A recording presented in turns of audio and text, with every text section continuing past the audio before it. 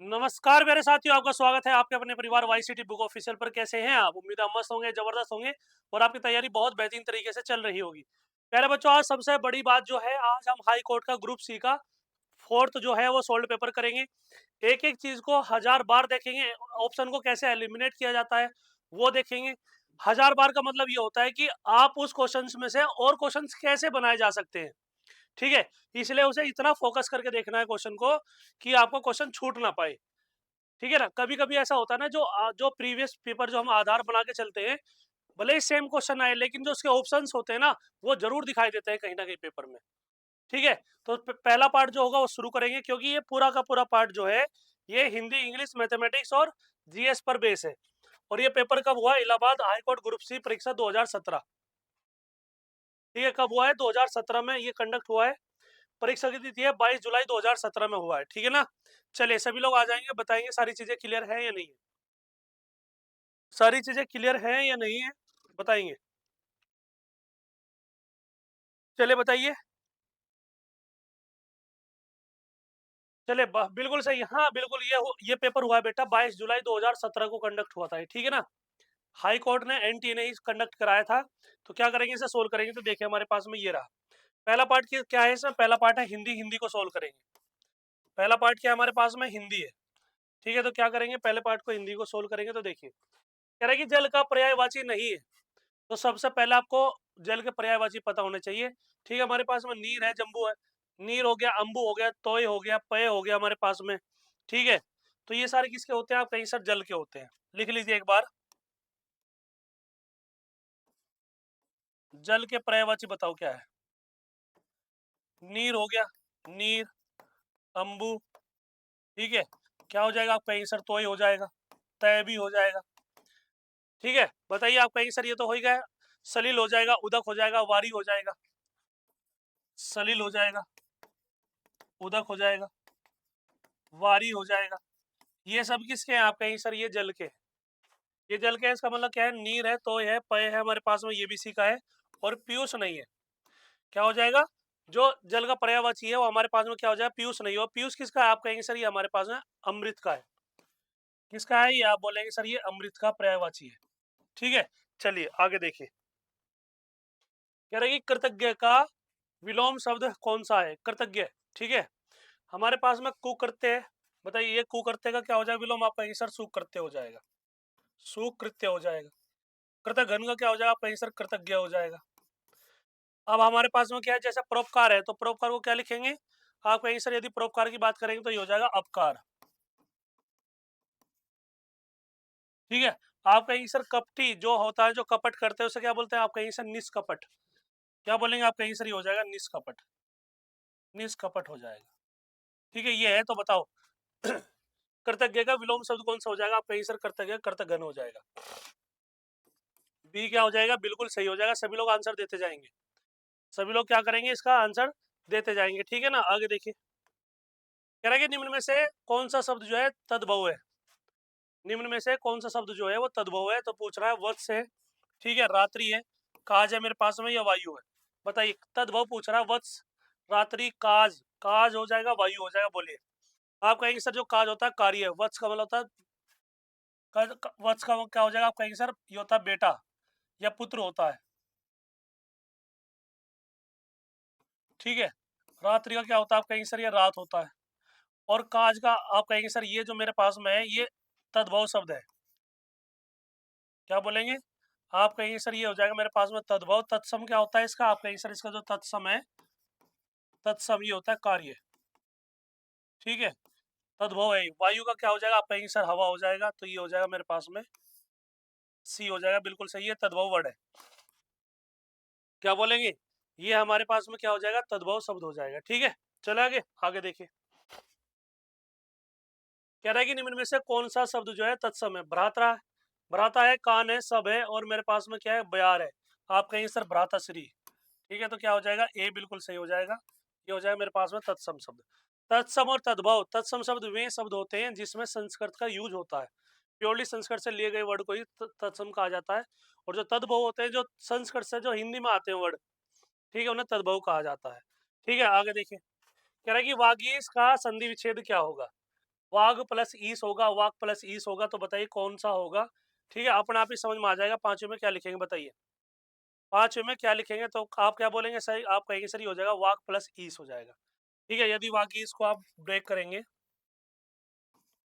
व्यंजन संधि हो जाएगी। तो ये क्या हो जाएगा, आपका कहेंगे सर ये हो जाएगा वाघ प्लस ईस, ये हो गया। तो कहाँ पे आप बोलेंगे सर ये हो जाएगा मेरे पास में बी हो जाएगा, बिल्कुल सही। क्या हो जाएगा, वाघ प्लस ईस हो जाएगा। जैसे मेरे पास में क्या जगदम्बा है, ठीक है, क्या होता है मेरे पास में जगदम्बा, जगदम्बा जिसे बोलते हैं, क्या लिखते हैं आप कहेंगे सर इसे लिखा जाता है जगत प्लस अम्बा। ये बताइए, जैसे हम लिखते हैं जगदम्बा को ऐसे लिखा जाता है ना जगत प्लस अम्बा, तो ये वही है हमारे पास में, ठीक है ना, ये व्यंजन संधि होती है। आगे देखिए, कह रहा है किए गए उपकार को मानने वाला, किए गए उपकार को मानने वाला क्या होता है, कृतार्थ होता है, कृतघ्न होता है, कृतज्ञ होता है, दयालु होता है। ये मेरे पास में दयालु होता है, तो किए गए उपकार को मानने वाला क्या होता है, आप कहीं सर कृतघ्न होता है, कृतज्ञ होता है। ठीक है, क्या हो जाएगा, कृतज्ञ हो जाएगा। जो न मानने वाला हो उसे क्या बोलते हैं आप कहीं सर, किए गए उपकार को न मानने वाला क्या हो जाएगा, आप कहीं सर कृतज्ञ, कृतघ्न हो जाएगा। किए गए उपकार को न मानने वाला, ठीक है, क्या बोलेंगे आप कहीं सर न मानने वाला। इतनी बात समझ में आई। जो मेरे पास में कृतार्थ होता है जिसका कार्य सिद्ध हो गया हो, क्या लिखेंगे, यहाँ पे लिखेंगे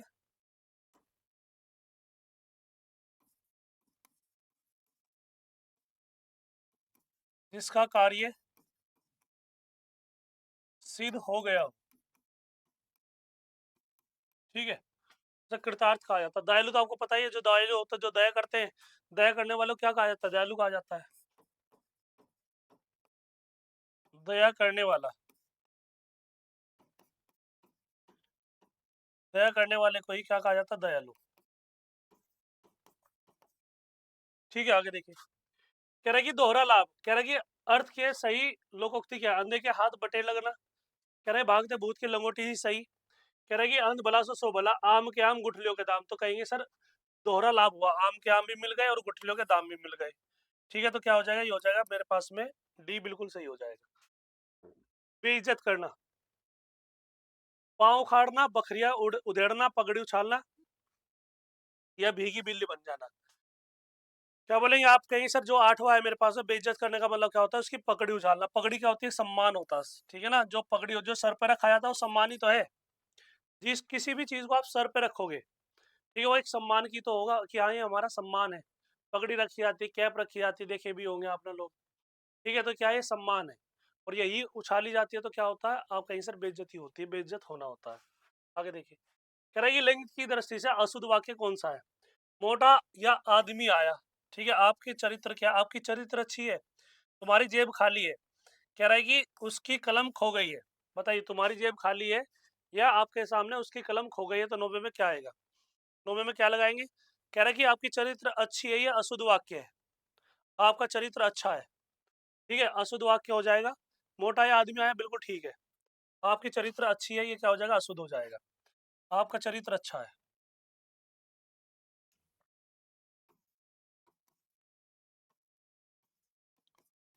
क्या लिखेंगे, आपका चरित्र अच्छा है, ये है। क्या आ जाएगा, आपका यही सही हो जाएगा, बी बिल्कुल गलत है इसमें।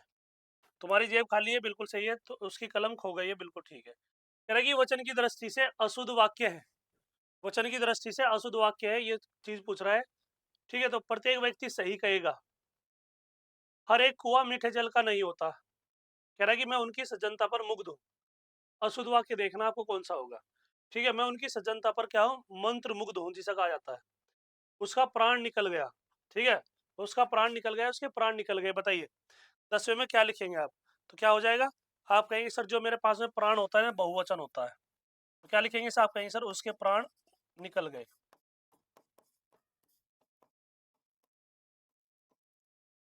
ठीक है, क्या बोलेंगे, उसके प्राण निकल गए, ये क्या हो जाएगा, आप बोलेंगे सर डी बिल्कुल सही हो जाएगा। क्या हो जाएगा, आप कहेंगे सर डी बिल्कुल सही हो जाएगा। कह रहा है कि राजा ने ब्राह्मण को धन दिया, ब्राह्मण को धन दिया, ठीक है, वाक्य के रेखांकित पद में कारक क्या है। कह रहा है कि कर्ता कारक है, कर्म कारक है, संप्रदान है, ये मेरे पास में अपदान है। बताइए 11वें में क्या लगाएंगे आप? ठीक है, बताइए। कह रहा है कि जब आप पढ़ेंगे ना कर्ता ने कर्म को, तो यहाँ पे आप कुछ बच्चे तो लगा देंगे कर्म।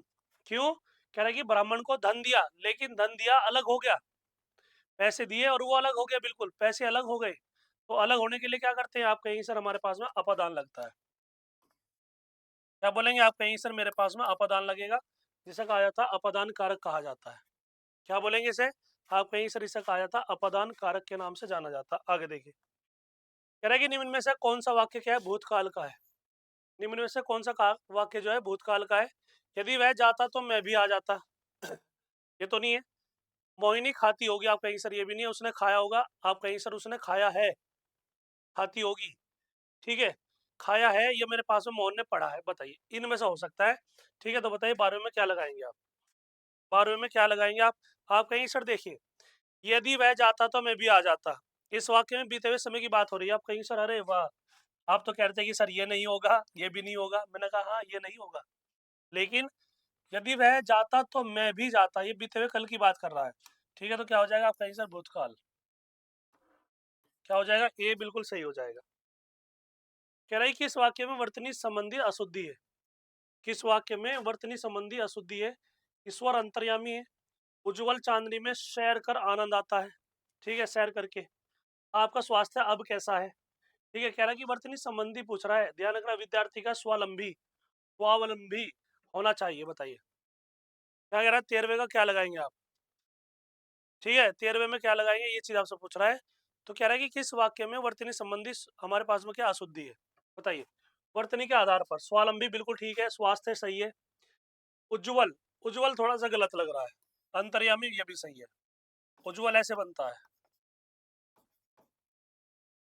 उज्जवल ऐसे बनता है, ठीक है ना। तो क्या हो जाएगा? आप बोलेंगे सर बी बिल्कुल सही हो जाएगा। बी क्या हो जाएगा? आप कहेंगे सर बी बिल्कुल सही हो जाएगा। उज्जवल चांदनी में सैर कर आनंद आता है। ठीक है, ये उज्जवल है, यही हमारे पास में क्या सही वर्तनी है। ठीक है, क्या बोलेंगे इसे? आप बोलेंगे सर शुद्ध वर्तनी है। अंतर्यामी ऐसे ही बनता है। ठीक है, हमारे पास में स्वास्थ्य भी ऐसे ही बनता है। हमारे पास में जो स्वावलंबी है, स्वावलंबी भी ऐसे ही बनता है। ठीक है, आगे देखिए। कह रहा है कि निम्न में अनेकार्थी शब्द कौन सा है? आयु है मेरे पास में, ठीक है, आदेश है, ग्रंथ है, ये मेरे पास में गुरु है। ठीक है, बताइए गुरु का मतलब क्या होता है? छोटा बड़ा भी होता है। बताइए 14 में क्या लिखेंगे आप? ठीक है, तो क्या हो जाएगा? गुरु का मतलब आचार्य, बड़ा, दीर्घ होता है हमारे पास में। क्या बोलेंगे? आप कहेंगे सर गुरु को आचार्य भी कहा जाता है, बड़ा भी कहा जाता है, दीर्घ भी कहा जाता है। क्या कहा जाता है? आप कहेंगे सर दीर्घ भी कहा जाता है। फिर हमारे पास में क्या आ जाएगा? आप कहेंगे सर बुजुर्ग भी कहा जाता है गुरु को, बुजुर्ग ये। ठीक है, तो क्या बोलेंगे आप कहेंगे सर अनेकार्थी शब्द, तो ये हो जाएगा डी बिल्कुल सही। क्या बोलेंगे आप कहेंगे सर डी। चौथे का क्या, 14 का क्या हो जाएगा? डी आ जाएगा, बिल्कुल सही हो जाएगा, बुजुर्ग। अच्छा ठीक है, ये रहा यहाँ पे आएगा। ठीक है, चलिए आगे देखिए। कह रहा है कि जिसे नहीं जीता जा सके, वाक्यांश के लिए एक शब्द है, अयज्ञ है, अमर है, वीर है या अजात शत्रु है। जिसे नहीं जीता जा सकता है, जिसका कोई शत्रु ना हो, उसे अजात शत्रु कहा जाता है। ठीक है, जिसे जीतना जा सके ये अयज्ञ नहीं होगा, ये हमारे पास में क्या हो जाएगा? अजय हो जाएगा। यहाँ पे क्या लिखा जाएगा? ये अजय होगा।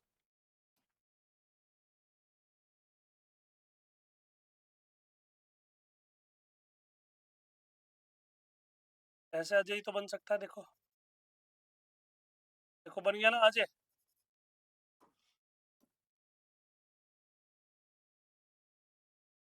अजय, इसका ही मतलब क्या होता है बताइए? आप कहेंगे सर जिसे जीतना जा सके, नहीं जीता जा सके, जीता नहीं जा सके। ठीक है, ये है। कह रहा है कि हमारे पास में जो अमर है, अमर को क्या कहेंगे? आप कहेंगे सर जिसको मृत्यु संभव ना हो, जो मर ना सके। ठीक है, जिसकी मृत्यु संभव न हो। ठीक है, वीर को क्या कहेंगे बोलिए? अब कहेंगे सर जो वीर होते हैं उसे क्या कहा जाता है? कि भाई वीर तो वीर ही होता है। हमारे पास में अज्ञ क्या हो जाएगा, ये हमारे पास में अजात शत्रु, जिसका कोई शत्रु ना हो, जिसका कोई शत्रु पैदा ना हुआ हो। क्या बोलेंगे, वीर तो समझ ही रहे, जो साहस भरत, जो साहसी होता है, साहसी को ही वीर कहा जाता है, जिसका शत्रु पैदा ना हुआ हो, जिसका शत्रु पैदा न हुआ हो, ये है। बताइए तो क्या हो जाएगा आपका, सही हो जाएगा, ए बिल्कुल सही हो जाएगा। ठीक है, आगे देखिए, कह रहा है कि निम्नलिखित गद्यांश को ध्यान से पढ़िए और प्रश्न 16 से 20 तक का उत्तर गद्यांश के आधार पर दीजिए। कह रहा है कि प्रथम विश्व युद्ध में मित्र शक्तियों का प्रथम प्रमुख शत्रु जो है जर्मनी था। जर्मनी के साथ शांति संधि का मसविदा तैयार करने के लिए मित्र राष्ट्रों का शांति सम्मेलन 18 जनवरी 1919 को पेरिस में आरंभ हुआ। संयुक्त राज्य अमेरिका के राष्ट्रपति विल्सन, ब्रिटिश प्रधानमंत्री लॉयड जॉर्ज, फ्रांसीसी प्रधानमंत्री जॉर्ज क्लेमेंसो सम्मेलन पर छाए रहे। जर्मनी ने इस शर्त पर आत्मसमर्पण किया था कि विल्सन के 14 सूत्र और अन्य वक्तव्य शांति का आधार बनेंगे। 14 सूत्रों के अलावा विल्सन ने यह भी घोषणा की कि किसी देश के किसी भी प्रदेश पर ठीक है अधिकार नहीं किया जाएगा, किसी से कोई आर्थिक मांग नहीं की जाएगी, ठीक है, और नहीं किसी से दंड स्वरूप किसी भी प्रकार का कोई हर्जाना देने को कहा जाएगा। ठीक है, ये कहा गया था। देखो कह रहे कि मित्र शक्तियों का प्रमुख शत्रु कौन था, मित्र शक्तियों का जो प्रमुख शत्रु था वो कौन था, आप कहीं सब हमारे पास में जर्मनी था, फ्रांस था, या हमारे पास में संयुक्त राज्य अमेरिका, तो क्या बोलेंगे आप, कहीं सर जर्मनी की बात हुई तो जर्मनी ही हमारे पास में शत्रु था। क्या बोलेंगे, ये हो जाएगा सी बिल्कुल सही हो जाएगा, सी क्या हो जाएगा, बिल्कुल एक्यूरेट आंसर हो जाएगा। आगे देखिए, कह रहा है कि मित्र राष्ट्रों का शांति सम्मेलन कहाँ हुआ, लंदन में हुआ, फ्रांस में हुआ, जर्मनी में, ये मेरे पास में संयुक्त राज्य अमेरिका में हो, तो कहाँ हुआ, तो आप कहेंगे सर ये वाला जो चीज है हमारे पास में फ्रांस में हुई। क्या बोलेंगे, ये हो जाएगा हमारे पास में फ्रांस, ये आ जाएगा बी बिल्कुल सही। शांति सम्मेलन के समय संयुक्त राज्य अमेरिका का राष्ट्रपति कौन था, बताइए, शांति सम्मेलन के समय संयुक्त राज्य अमेरिका का राष्ट्रपति कौन था, लॉयड जॉर्ज था, जॉर्ज क्लेमेंसो था, निक्सन था, ये मेरे पास में विल्सन था, ये मेरे पास में विल्सन था। तो बताइए 18वें में क्या लगाएंगे आप, तो क्या बोलेंगे सर इसका तो हमें पता ही होता है, विल्सन। क्या हो जाएगा, आप बोलेंगे सर विल्सन था। जर्मनी के आत्मसमर्पण का मुख्य आधार था, जर्मनी के आत्मसमर्पण का जो मुख्य आधार था वो क्या था, क्या बोलेंगे, विल्सन के 14 सूत्र। आ जाएगा आपका आंसर सही हो जाएगा, ए बिल्कुल सही हो जाएगा। कह रहा है कि विल्सन की घोषणा में क्या शामिल नहीं था, विल्सन की घोषणा में क्या शामिल नहीं था, कह रहा है कि दंड स्वरूप हर्जाना नहीं लिया जाएगा, दंड स्वरूप हर्जाना नहीं लिया जाएगा, कोई आर्थिक मांग नहीं की जाएगी, कह रहा है किसी देश के किसी प्रदेश पर अधिकार नहीं किया जाएगा, ठीक है, कह रहा है कि किसी देश पर आक्रमण नहीं किया जाएगा, ये चीज है मेरे पास में। ठीक है, तो बताइए 20वें में क्या हो जाएगा, आप कहेंगे सर जो किसी देश पर आक्रमण नहीं किया जाएगा, ठीक है, ये हमारे पास में शामिल नहीं था, ये नहीं होगा, आक्रमण नहीं किया जाएगा। कह रहा है कि सुवर्ण को खोजत फिरत कवि व्यभिचारी चोर, कह रहा है कि सुवर्ण को खोजत फिरत कवि व्यभिचारी चोर पंक्ति में कौन सा अलंकार है, बताइए, अनुप्रास है, यमक है, मेरे पास में श्लेष है या रूपक है। सुवर्ण को खोजत फिरत कवि व्यभिचारी, व्यभिचारी को ही चोर कहा जाता है, ठीक है, बताइए किस में क्या कहेंगे, आप कहेंगे सर हमारे पास में क्या हो जाएगा, श्लेष हो जाएगा, क्योंकि यहाँ पे सबके अलग अलग अर्थ आए हुए हैं। ठीक है, जैसे मेरे पास में सुवर्ण है, इसमें 3 अर्थ निकल के आ रहे हैं, सुंदर वर्ण है, सुंदर स्त्री होता है, सोना होता है, ठीक है। और जहाँ एक वर्ड के सुवर्ण से ही एक वर्ड के बहुत सारे अर्थ निकलते हैं, वहां पे श्लेष अलंकार होता है, क्योंकि श्लेष का मतलब होता है चिपका हुआ, बहुत सारे अक्षरों से जो वर्ड्स मीनिंग होते हैं वो उससे चिपका हुआ होता है, ठीक है। ये है, कह रहा है कि उपमेय में उपमान का निषेध रहित आरोप हो, उपमेय में उपमान का निषेध रहित आरोप हो तो कौन सा अलंकार होता है, ये चीज कहते हैं उपमा है, रूपक है, उत्प्रेक्षा है या अतिशोक्ति है। ये क्या है मेरे पास में, अतिशोक्ति है, बताइए। उपमा में उपमान का निषेध रहित आरोप हो, ठीक है, ये चीज आपसे पूछ रहा है, तो क्या बोलेंगे आप, कहीं सर रूपक हो जाएगा। क्या हो जाएगा, आप बोलेंगे सर ये हो जाएगा बी बिल्कुल सही हो जाएगा, जिसे रूपक कहा जाता है, ठीक है। चलिए बताइए आगे चलें, आगे देखिए, ये है मेरे पास में, बताइए विभत्स रस का स्थायी भाव क्या है, क्रोध है, ठीक है, मेरे पास में क्या हो जाएगा, भय हो जाएगा, विस्मय हो जाएगा, जुगुप्सा हो जाएगा, या जुगुप्सा हो जाएगा, बताइए क्या लिखेंगे, क्या बोलेंगे आप, कहीं सर हमारे पास में जुगुप्सा का ही क्या होता है, विभत्स रस का स्थायी भाव क्या है, जुगुप्सा, ये हो जाएगा डी बिल्कुल सही हो जाएगा। 23 का क्या हो जाएगा, 23 का डी बिल्कुल सही हो जाएगा। ठीक है, आगे देखिए। कह रहा है कि भाव जिसके हृदय में रहते हैं उसे क्या कहा जाता है? आश्रय कहा जाता है, आलंबन कहा जाता है, उद्दीपन कहा जाता है। मेरे पास में क्या कहा जाता है? आप कहेंगे सर भाव जिसके हृदय में होते हैं उसे आश्रय कहा जाता है। क्या बोलेंगे? आप कहेंगे सर उसे आश्रय कहा जाएगा। ये हो जाएगा मेरे पास में 24वें का ए बिल्कुल सही। कह रहा है कि 10 आनन में कौन सा समास है? 10 आनन हो जिसके,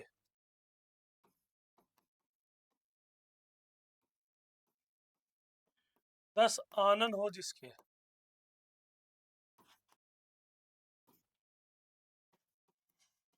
आनन का मतलब क्या होता है? आप कहेंगे सर सर। ठीक है, और इसे क्या कहेंगे? आप कहेंगे सर ये हो जाएगा रावण, और रावण हो जाएगा तो इसे क्या कहेंगे? बहुब्री। ठीक है, क्या हो जाएगा? बहुब्री हो जाएगा। तो कहा मेरे पास में ये रहा है, सी बिल्कुल सही हो जाएगा। क्या बोलेंगे? 25वें का जो सी होगा वो बिल्कुल सही आंसर हो जाएगा। ठीक है, आगे चले। आगे देखिए, कह रहा है कि इंग्लिश का आप बात आती है हमारे पास में, इंग्लिश का पार्ट है। देखिए क्या है इंग्लिश में। कह रहा है कि find the word that means, that means नहीं होगा, that means the same as the underline word. ये गलत है, लेकिन थोड़ा टाइपिंग मिस्टेक है। कह रहा है कि that the boy had not recognised the president was obvious. कह रहा है that the boy had not recognised the president was obvious. Obvious का मतलब क्या होता है? आप कहिए सर। बिल्कुल सही, ऑब्वियसली है ना, कहा जाता ना, चीजों को स्पष्ट बता देना। ठीक है, ऑब्वियस का मतलब क्या होता है? स्पष्टवादी, स्पष्ट बता देना। That the boy had not recognised the president was obvious, क्या हो जाएगा? स्पष्ट हो जाएगा, क्लियर भी स्पष्ट होता है। तो कह रहा है कि find the word that means the same, same meaning होना चाहिए, तो क्लियर ही आ जाएगा। क्या हो जाएगा? आप कहीं सर क्लियर ही हो जाएगा। ये हो जाएगा इसका ए बिल्कुल सही हो जाएगा। सीक्रेट तो रहस्यमय होता है, हिडन छिपा होता है, हैजी तो डल होता है। क्या बोलेंगे?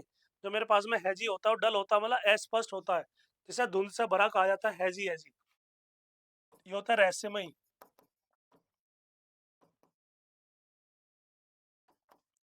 हिडन क्या होता है? आप कहीं सर छिपा हुआ, हाइड किया हुआ। ठीक है ना, हेजी का क्या हो जाएगा? अस्पष्ट, अस्पष्ट भी कहा जाता है या धुंधला सा कहा जाता है, धुंधला सा। ठीक है, आगे देखिए। करेगी find the word that means the opposite of the underline word. ठीक है, अपोजिट आपको बताना है। कह रहा है कि extremely high pitched sound can repel birds. कह रहा है कि हमारे पास में जो एक्सट्रीमली हाई पिच जो साउंड होती है, मतलब जो तेजी से जो चीजें बोली जाती हैं, उससे क्या होते हैं? पक्षी उड़ जाते हैं, रिपेल कर जाते हैं, भाग जाते हैं। कैन रिपेल बर्ड्स, तो रिपेल का मतलब क्या हो जाएगा? आपका आंसर अट्रैक्ट हो जाएगा। रिपेल का मतलब क्या होता है? प्रतिकर्षित हो जाते हैं। और ये क्या हो जाएगा? अट्रैक्ट का मतलब क्या हो जाएगा? आकर्षित। ठीक है, तो ये हो जाएगा ए।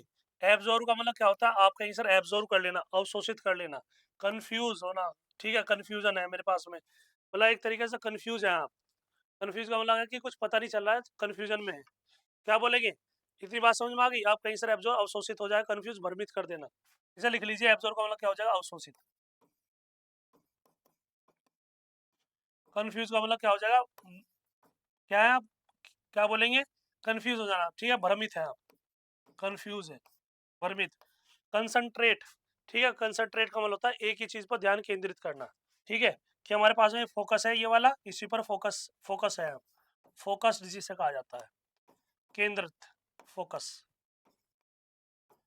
ध्यान केंद्रित करना, ध्यान केंद्रित करना, ये है मेरे पास।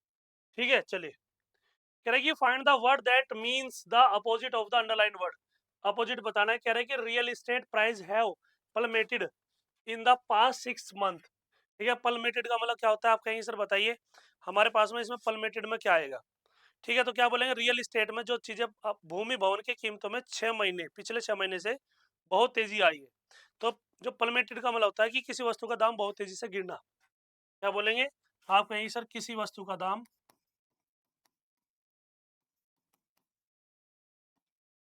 किसी वस्तु का दाम बहुत तेजी से गिरना।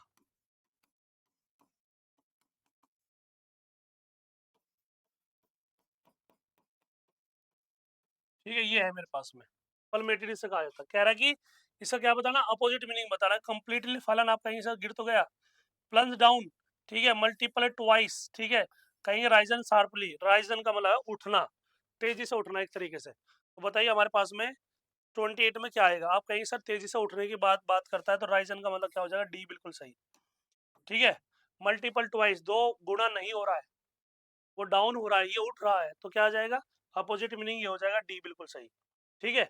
बताइए इतनी बात समझ में आई है। जो मेरे पास में प्लस डाउन है तो तेजी से गिरना ही होता है, इसका मतलब भी, इसका मतलब भी क्या हो जाएगा, तेजी से गिरना। चलिए, कह रहे कि identify the underline part of the sentence which in the not grammatically correct, not grammatically correct हो जाएगा। कह रहा है कि owing to bad weather the aeroplane could not leave in its expected time of departure, expected time of departure, ठीक है। Owing to हो जाएगा, कुड नॉट लीव हो जाएगा, इन इट्स हो जाएगा, ऑफ डिपार्चर हो जाएगा, ऑफ क्या हो जाएगा, डिपार्चर हो जाएगा। बताइए 29 में क्या लगाएंगे, क्या हो जाएगा, बताइए आप कहेंगे सर ये हो जाएगा मेरे पास में इन इट्स आ जाएगा, ठीक है, इन इट्स तो दे ही रखा, तो यहाँ पे भी डिपार्चर हो, ये आ जाए मेरे पास में इन इट्स ही होगा, ठीक है। चलिए, तो क्या आ जाए 29 का, आप कहेंगे सर 29 का सी हो जाएगा, यही मेरे पास में क्या एरर है, ठीक है ना। तो यहाँ पे क्या आएगा, आप कहेंगे सर हमारे पास में जो प्रीपोजिशन है इट्स की जगह क्या आएगा, इन इट्स की जगह आ जाएगा, इन के स्थान पर एट का प्रयोग होगा, क्या हो जाएगा, जैसे he died in 1988 eight 4 o'clock, ठीक है, तो यहाँ पे क्या आएगा, एट का प्रयोग होगा। देखिए एट इट्स कहा जाता है। करेंगे identify the underlined part of the sentence which is not grammatically correct, not grammatically correct. करेंगे the Egyptians first made paper out from papyrus, ठीक है, which grew along the river Nile, Nile river जिसे कहा जाता है। तो बताइए first made, कह रहा है कि इसमें ग्रामेटिकल की जो एरर है वो बतानी है आपको, नॉट ग्रामेटिकल करेक्ट, ठीक है, तो फर्स्ट मेड हो जाएगा, Egyptian first made paper out from papyrus हो जाएगा, विच ग्रीव अलोंग द रिवर नील हो जाएगा। बताइए 30 में क्या लगाएंगे आप, तो क्या हो जाएगा, आप कहीं सर आउट फ्रॉम आया ना ये, तो यहाँ पे मेरे पास में आउट फ्रॉम नहीं होगा, आउट ऑफ होगा, क्या हो जाएगा, आउट फ्रॉम थोड़ा होता, आउट ऑफ पेपिरस हो जाएगा, ठीक है। तो देखिए कहाँ पे आप कहीं सर आउट फ्रॉम ही रहा, क्या आ जाएगा, आउट ऑफ आ जाएगा, आउट ऑफ। करेंगे identify the underline part of the sentence which is और नॉट ग्रामेटिकली करेक्ट, फिर वही क्वेश्चन है। One day a wealthy man drew out of the great big city in which he lived, in he lived, ये कह रहा तो 30 हमारे पास में फर्स्ट में क्या आएगा, कह रहा है कि जो आउट ऑफ है ना इसमें केवल आउट ऑफ ही आएगा, इसमें भी 31 में भी क्या आएगा, draws out of a place, कोई स्थान छोड़कर चले जाना, आउट ऑफ सिटी कहा जाता ना, कि मैं कहूँ कि आप कहेंगे सर आप बोलेंगे sir where are you sir, क्या बोलूंगा, मैं कहूंगा कि सर आउट ऑफ सिटी, क्या बोलूंगा, आउट ऑफ सिटी कहा जाता है। तो मेरे पास में ये आउट ऑफ का मतलब होता है, ये जो ओ एफ होता है ना, ये सेपरेशन के लिए काम आता है, चीजों को सेपरेट करने के लिए, सेपरेशन के काम आता, अलग करने के लिए काम आता। जैसे कैसे आएगा, आप कहीं सर स्विच ऑफ, क्या बोलते हैं आप कहीं सर स्विच ऑफ कहा जाता है, ये बात क्लियर हो गई। ये है, कह रहा है कि हमारे पास में क्या आ जाएगा, आप कहीं sir one day a wealthy man drew out of the great big city, out of कोई स्थान छोड़ करके कहीं पे चले जाना, ये हो जाएगा आउट ऑफ।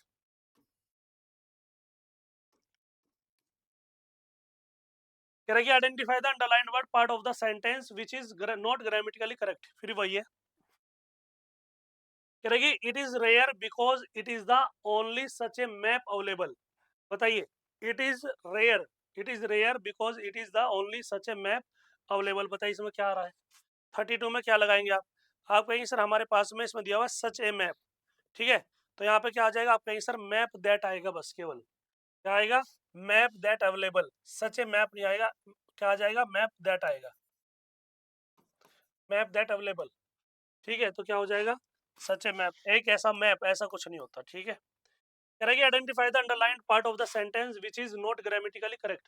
कह रहा है the girl explain to them that her head always liked flying and had never been afraid of being in the air, ठीक है, ये चीज आपसे पूछ रहा है, तो बताइए कि इसमें क्या लगाएंगे 33 में, क्या हो जाएगा, आप कहेंगे सर जो एक्सप्लेन टू होता है ना, क्या बोलेंगे, explain to them that her hand that he had, क्या हो जाएगा, आप कहेंगे sir explain to them that he had, ये ऑब्जेक्टिव कहाँ, ये हमारे पास में पॉजेसिव वर्ड कहाँ से आ गया, ठीक है, ये ही हैड होगा। बताइए कहाँ पे है, ये हो जाएगा मेरे पास में बी, बिल्कुल सही हो जाएगा। क्या हो जाएगा, बी।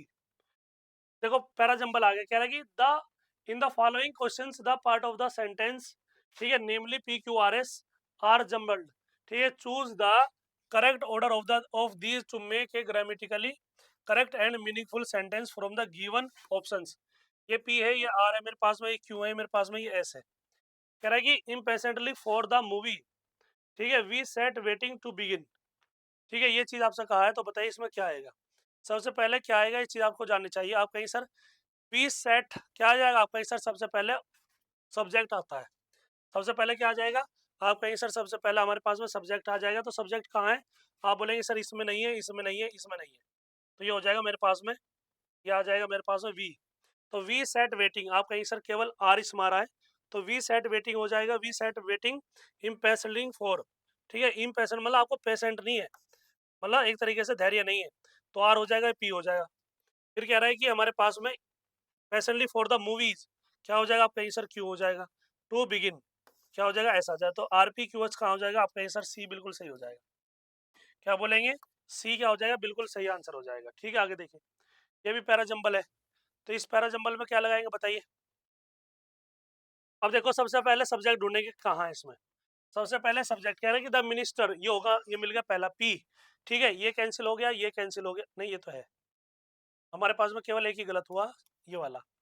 तो कह रहा है कि द मिनिस्टर टोल्ड, क्या हो जाएगा आपका आंसर, टोल्ड के बाद क्या आता है हमारे पास में, ऑब्जेक्ट फॉर्म आती है, ठीक है, कह रहा है कि टोल्ड हिम आएगा, देम आता है, टोल्ड टू देम, ठीक है, तो क्या आएगा आपका answer, the minister told them that, इसका मतलब क्या हो जाएगा, पी के बाद क्या आ जाएगा, आर, ठीक है, पी के बाद आर आ जाएगा, आपका आंसर ये भी कैंसिल हो गया, सी और डी बच गया, ठीक है, ये आ गया मेरे पास में। कह रहा है कि the minister told them that the business हो जाएगा, the business have a golden opportunity to expand, golden opportunity to, तो यहाँ पे टू आ जाएगा, इसका मतलब क्या हो जाएगा, ये हो जाएगा पी आर क्यू एस हो जाएगा, ठीक है, the minister told them that business, ठीक है, have a golden opportunity to expand into a new market, से सबसे लास्ट में आएगा, तो एस ये रहा, ठीक है, ये रहा मेरे पास में, तो ये क्या आ जाएगा, डी बिल्कुल सही हो जाएगा।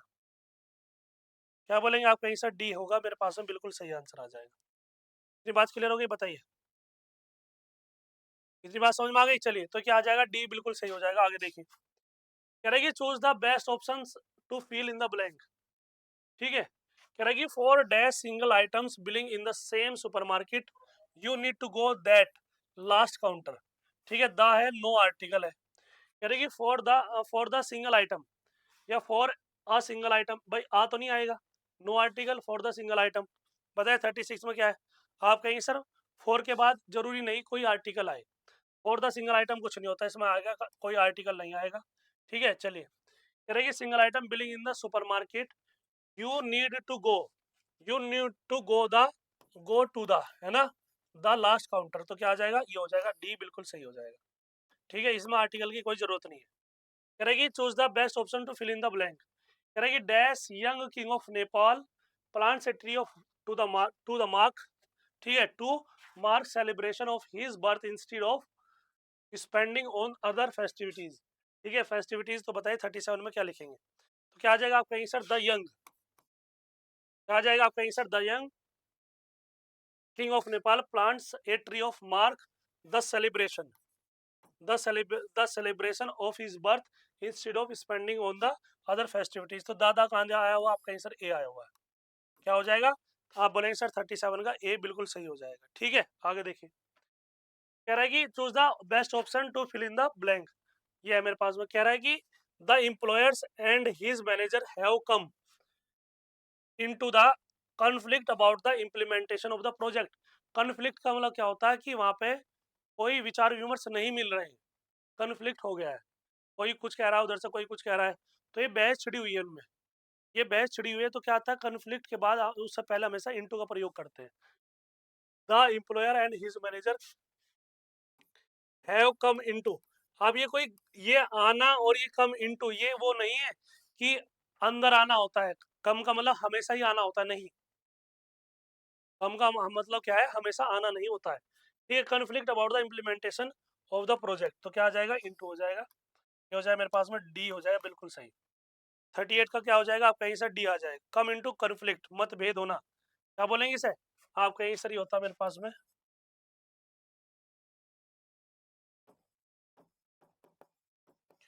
कॉन कम इनटू कन्फ्लिक्ट,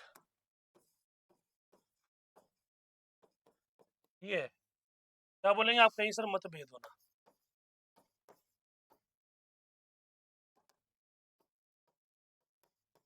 ये है।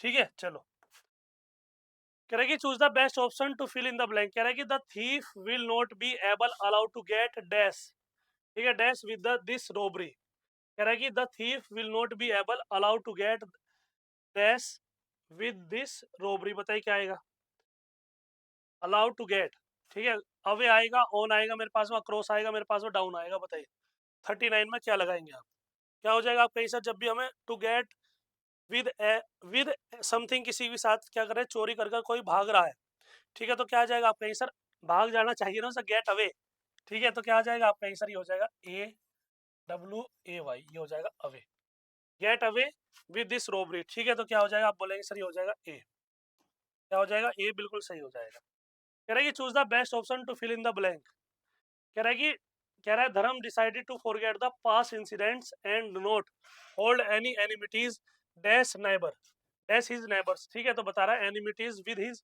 नेबर्स हो जाएगा, या हमारे पास फ्रॉम दिस नेबर हो जाएगा, अगेंस्ट हिज हो जाएगा, या अगेंस्ट विद होता है हमेशा, बाई दिस हो जाएगा, बताइए 40 में क्या लगाएंगे आप कहीं सर, हमारे पास में अगेंस्ट हिज हो जाएगा, ठीक है, तो क्या हो जाएगा आप बोलेंगे सर 40 का सी बिल्कुल सही आंसर आएगा, बताइए।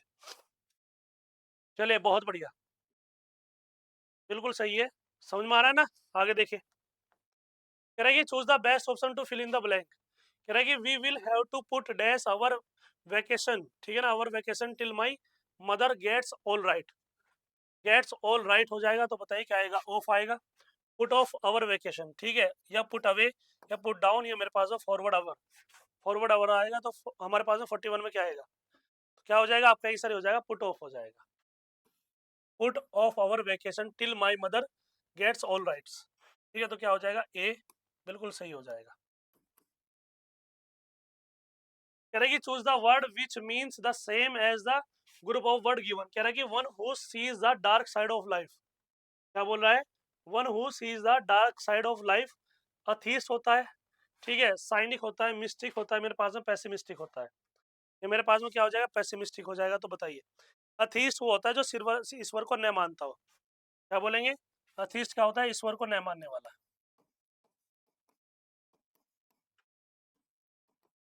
ईश्वर को न मानने वाला, ठीक है, चलिए, और जो मेरे पास में क्या हो जाएगा, आप कहीं सर साइनिक, आप कहीं सर निंदा करने वाला, निंदा करने वाला होता है, और हमारे पास में क्या दिया हुआ, मिस्टिक, ठीक है, ये जो मिस्टिक है इसे क्या बोलेंगे, रहस्यवादी, आध्यात्मिक,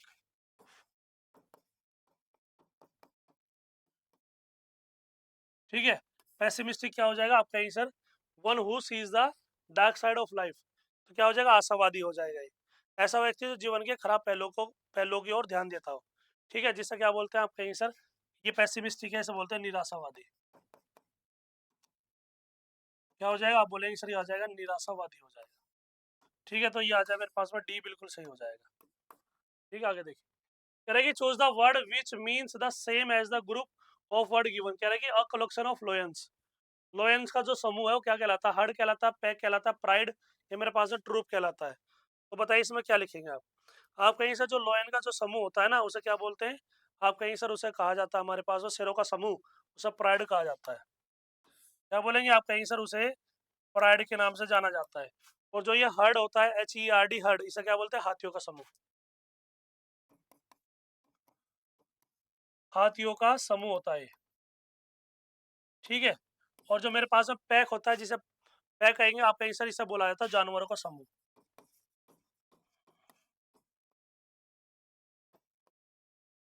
ठीक है, और जो मेरे पास में ट्रूप होता है, सर ट्रूप को क्या कहते हैं आप कहीं सर, सैनिकों का समूह होता है ट्रूप, सैनिकों का समूह,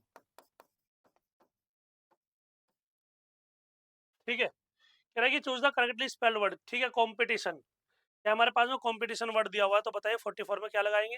आप कहेंगे सर कंपटीशन वर्ड है ना, तो देख लो कंपटीशन, ठीक है। कहाँ लिखा हुआ आप कहेंगे सर, ये आ जाए बी, क्या हो जाएगा, बी बिल्कुल सही हो जाएगा। ये है मेरे पास में। अब देखो पासेज हमारे पास क्या है, पासेज पढ़ेंगे और उसका आंसर देते रहेंगे, ठीक है ना। चले आगे, चले देखिए। कह रहा है कि डिस्पर्स्ड विलेज की बात कर रहा है, कोई डिस्पर्स्ड विलेज है उसकी बात कर रहा है, तो उसमें क्या क्या आएगा, बिखरा हुआ गांव, एक तरीके से देखा जाए तो, ठीक है। मतलब एक तरीके से अस्त व्यस्त चीजें होती है, डिस्पर्जन पढ़ा होगा आपने, ये है। कह रहा है कि in disperse type of village the farmer live separately on their respective farms. कह रहा है कि the dwelling of the people are scattered according to the farm areas owned और कल्टिवेटेड बाय ईच फार्मर, ठीक है। आगे देखिए।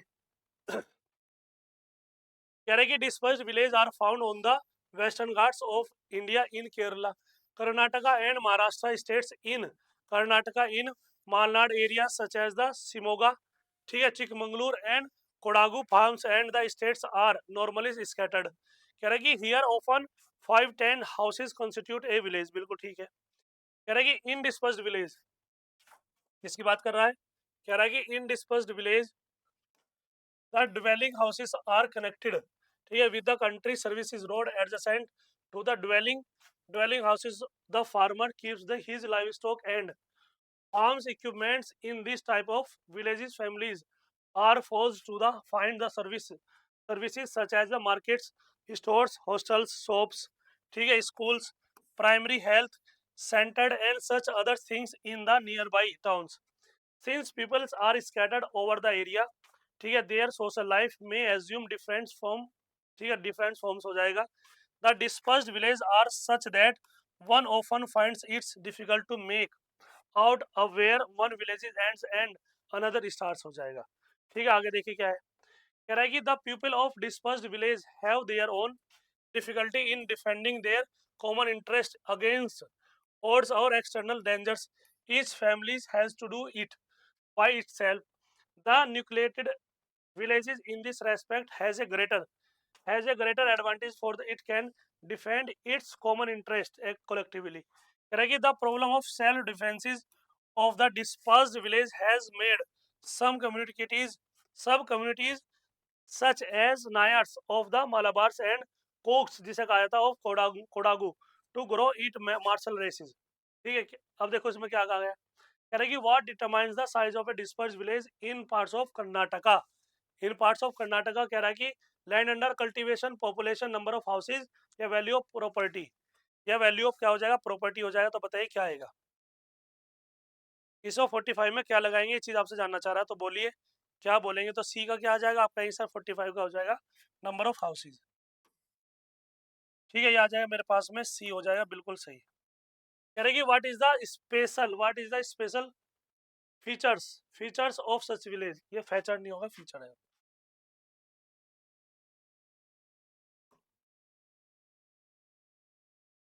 ये हो जाएगा। कह रहा है कि what is the special feature of such village, ठीक है। ऐसे विलेज का जो फीचर्स होंगे वो क्या होंगे, ये चीज आपसे जानना चाह रहा है, तो बताइए क्या हो जाएगा। कह रहा है कि we can not see their boundaries, we can not see their boundaries हो जाएगा, क्या आ जाएगा, ये बिल्कुल सही हो जाएगा।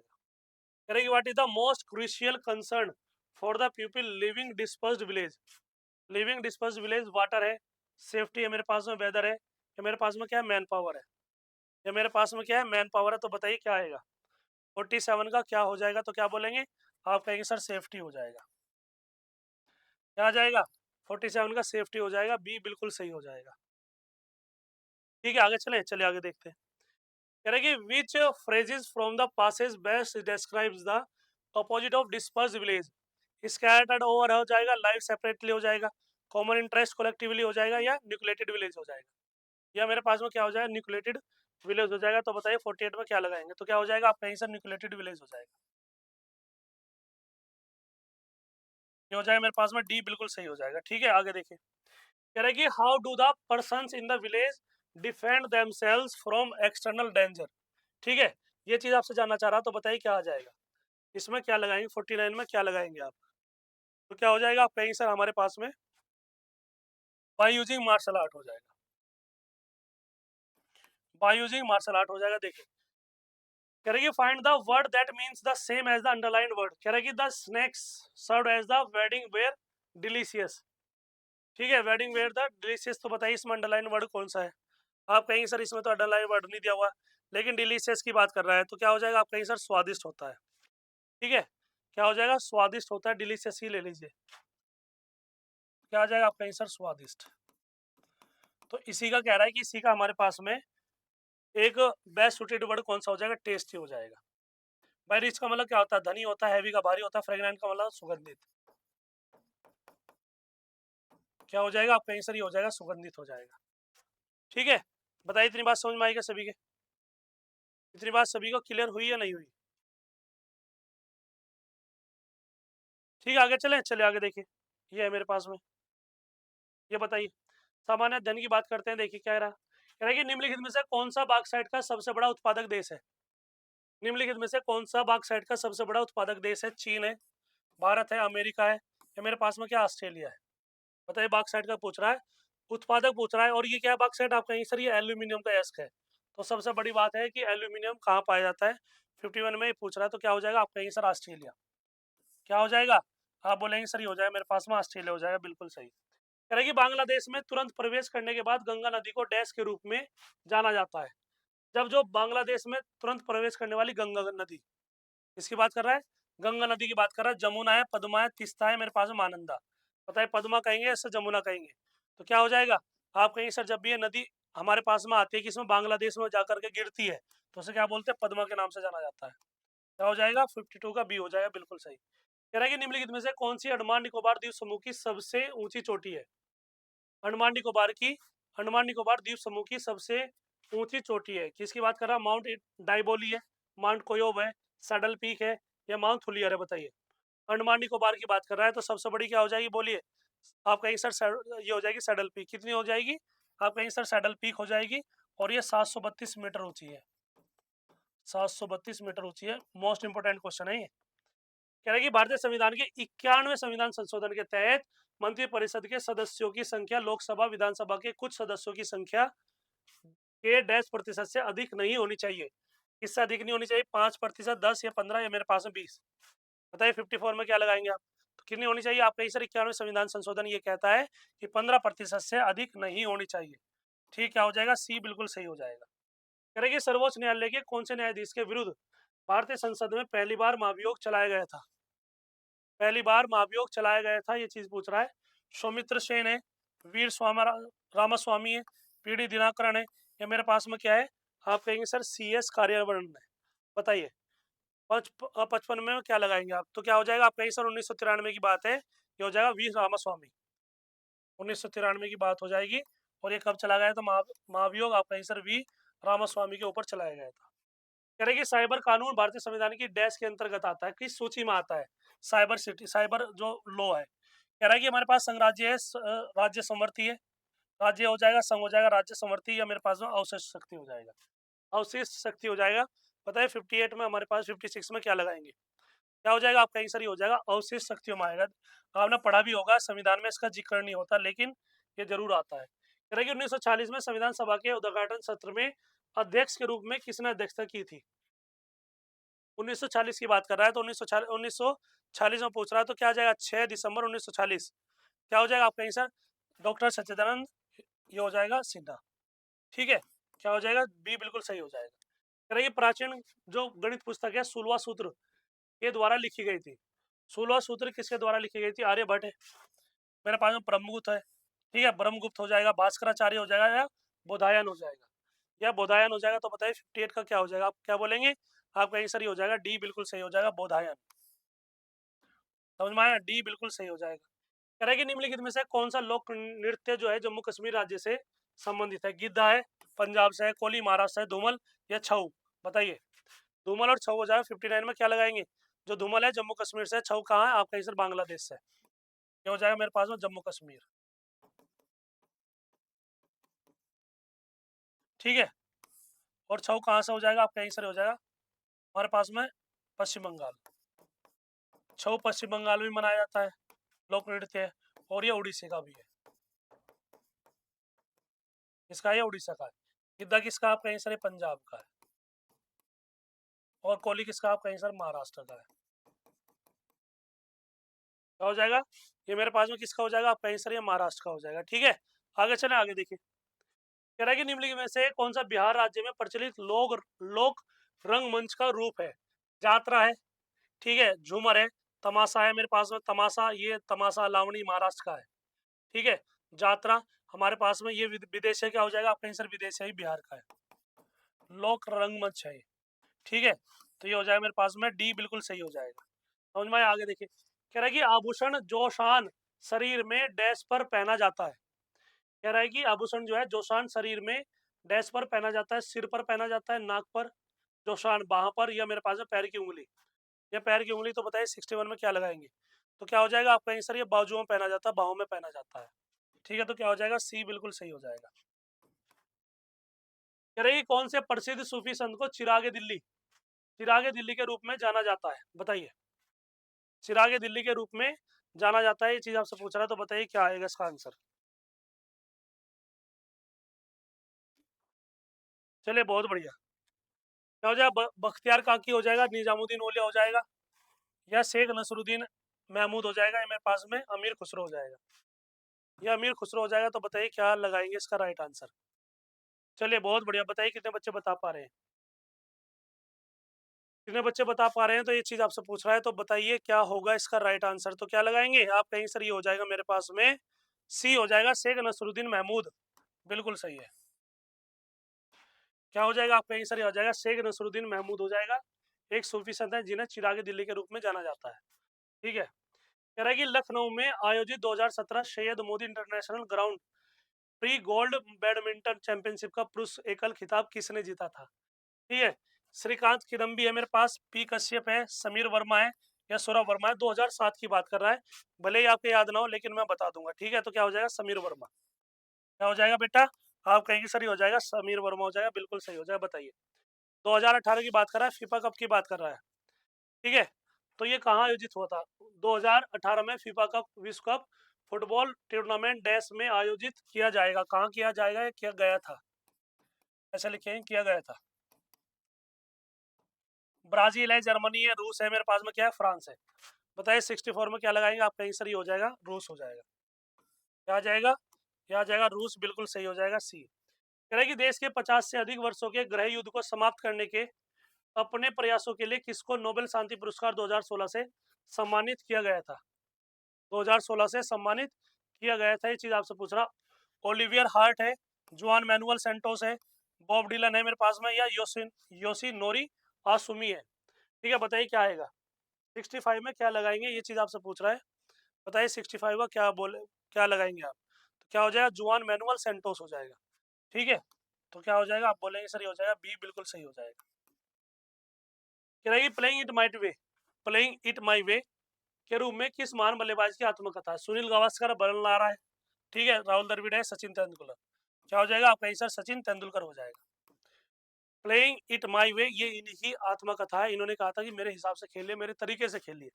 ठीक है आगे देखिए कह रहा है कि प्रधानमंत्री मोदी ने, नरेंद्र मोदी ने अप्रैल 2017 में उड़ो देश का आम नागरिक उड़ान, ठीक है, योजना के तहत के लिए पहली क्षेत्रीय उड़ान को हरी झंडी दिखाकर रवाना किया गया था। मुंबई नांदेड़ है मेरे पास, शिमला दिल्ली है, मुंबई शिरडी है, ये मेरे पास में क्या दिल्ली नैनीताल हो जाएगा। बताइए उड़ान जब योजना चलाई गई थी उसके बारे में बातचीत कर रहा है, तो क्या आ जाएगा बोलिए, तो क्या आ जाएगा, शिमला और दिल्ली की बात कर रहा है, दिल्ली से शिमला। ठीक है आगे देखिए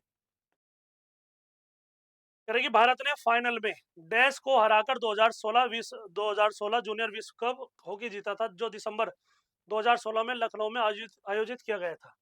ठीक है बताइए ऑस्ट्रेलिया को हराकर, नीदरलैंड को, बेल्जियम को, ये मेरे पास में जर्मनी को। 68 में क्या लगाएंगे आप, तो क्या हो जाएगा आपका आंसर बेल्जियम, बिल्कुल सही है। क्या हो जाएगा आपका आंसर, इसका आंसर आ जाएगा बेल्जियम हो जाएगा। बेल्जियम का मतलब क्या हो जाएगा सी ऑप्शन, बिल्कुल सही हो जाएगा। बहुत बढ़िया, सभी लोग आंसर दे रहे हैं, मतलब बहुत खुशी की बात है कि आंसर आ रहे हैं आप लोगों के लिए। भले ही करंट अफेयर जो 2018 की है, 2017 की है, उससे कोई दिक्कत नहीं है, बस ये कि आपको पता होना चाहिए। ठीक है आगे देखिए कह रहे हैं कि जनगणना 2011 के अनुसार उत्तर प्रदेश के निम्नलिखित में से कौन से जिले से कौन से जिले में साक्षरता दर जो है सबसे अधिक है। उत्तर प्रदेश की बात करता है साक्षरता दर की, इलाहाबाद है, गौतम बुद्ध नगर है, ठीक है, गोरखपुर है, मेरे पास में मुरादाबाद है। बताइए 69 में क्या लगाएंगे आप? जब भी हमारे पास में इसकी बात की जाती है ना, मतलब किसकी साक्षरता की बात की जाती है, तो सबसे ज्यादा जो साक्षरता है वो उत्तर प्रदेश की किसमें है? हमारे पास में गौतम बुद्ध नगर में है। ठीक है, कह रहा है कि एक प्रसिद्ध धार्मिक तीर्थ स्थल नैमिषारण्य, उत्तर प्रदेश। उत्तर प्रदेश के डैश के जिले में स्थित है? लखीमपुर खीरी है, लखनऊ है, सीतापुर है, ये मेरे पास में हरदोई है। बताइए ये किसे नहीं पता होगा?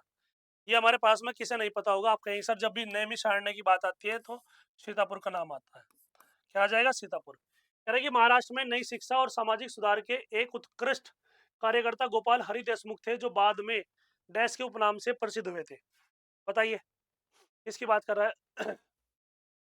लोकमान्य है, लोकहितवादी है, मेरे पास में लोकप्रिय है, लोकनायक है। बताइए 71 में क्या लगाएंगे आप?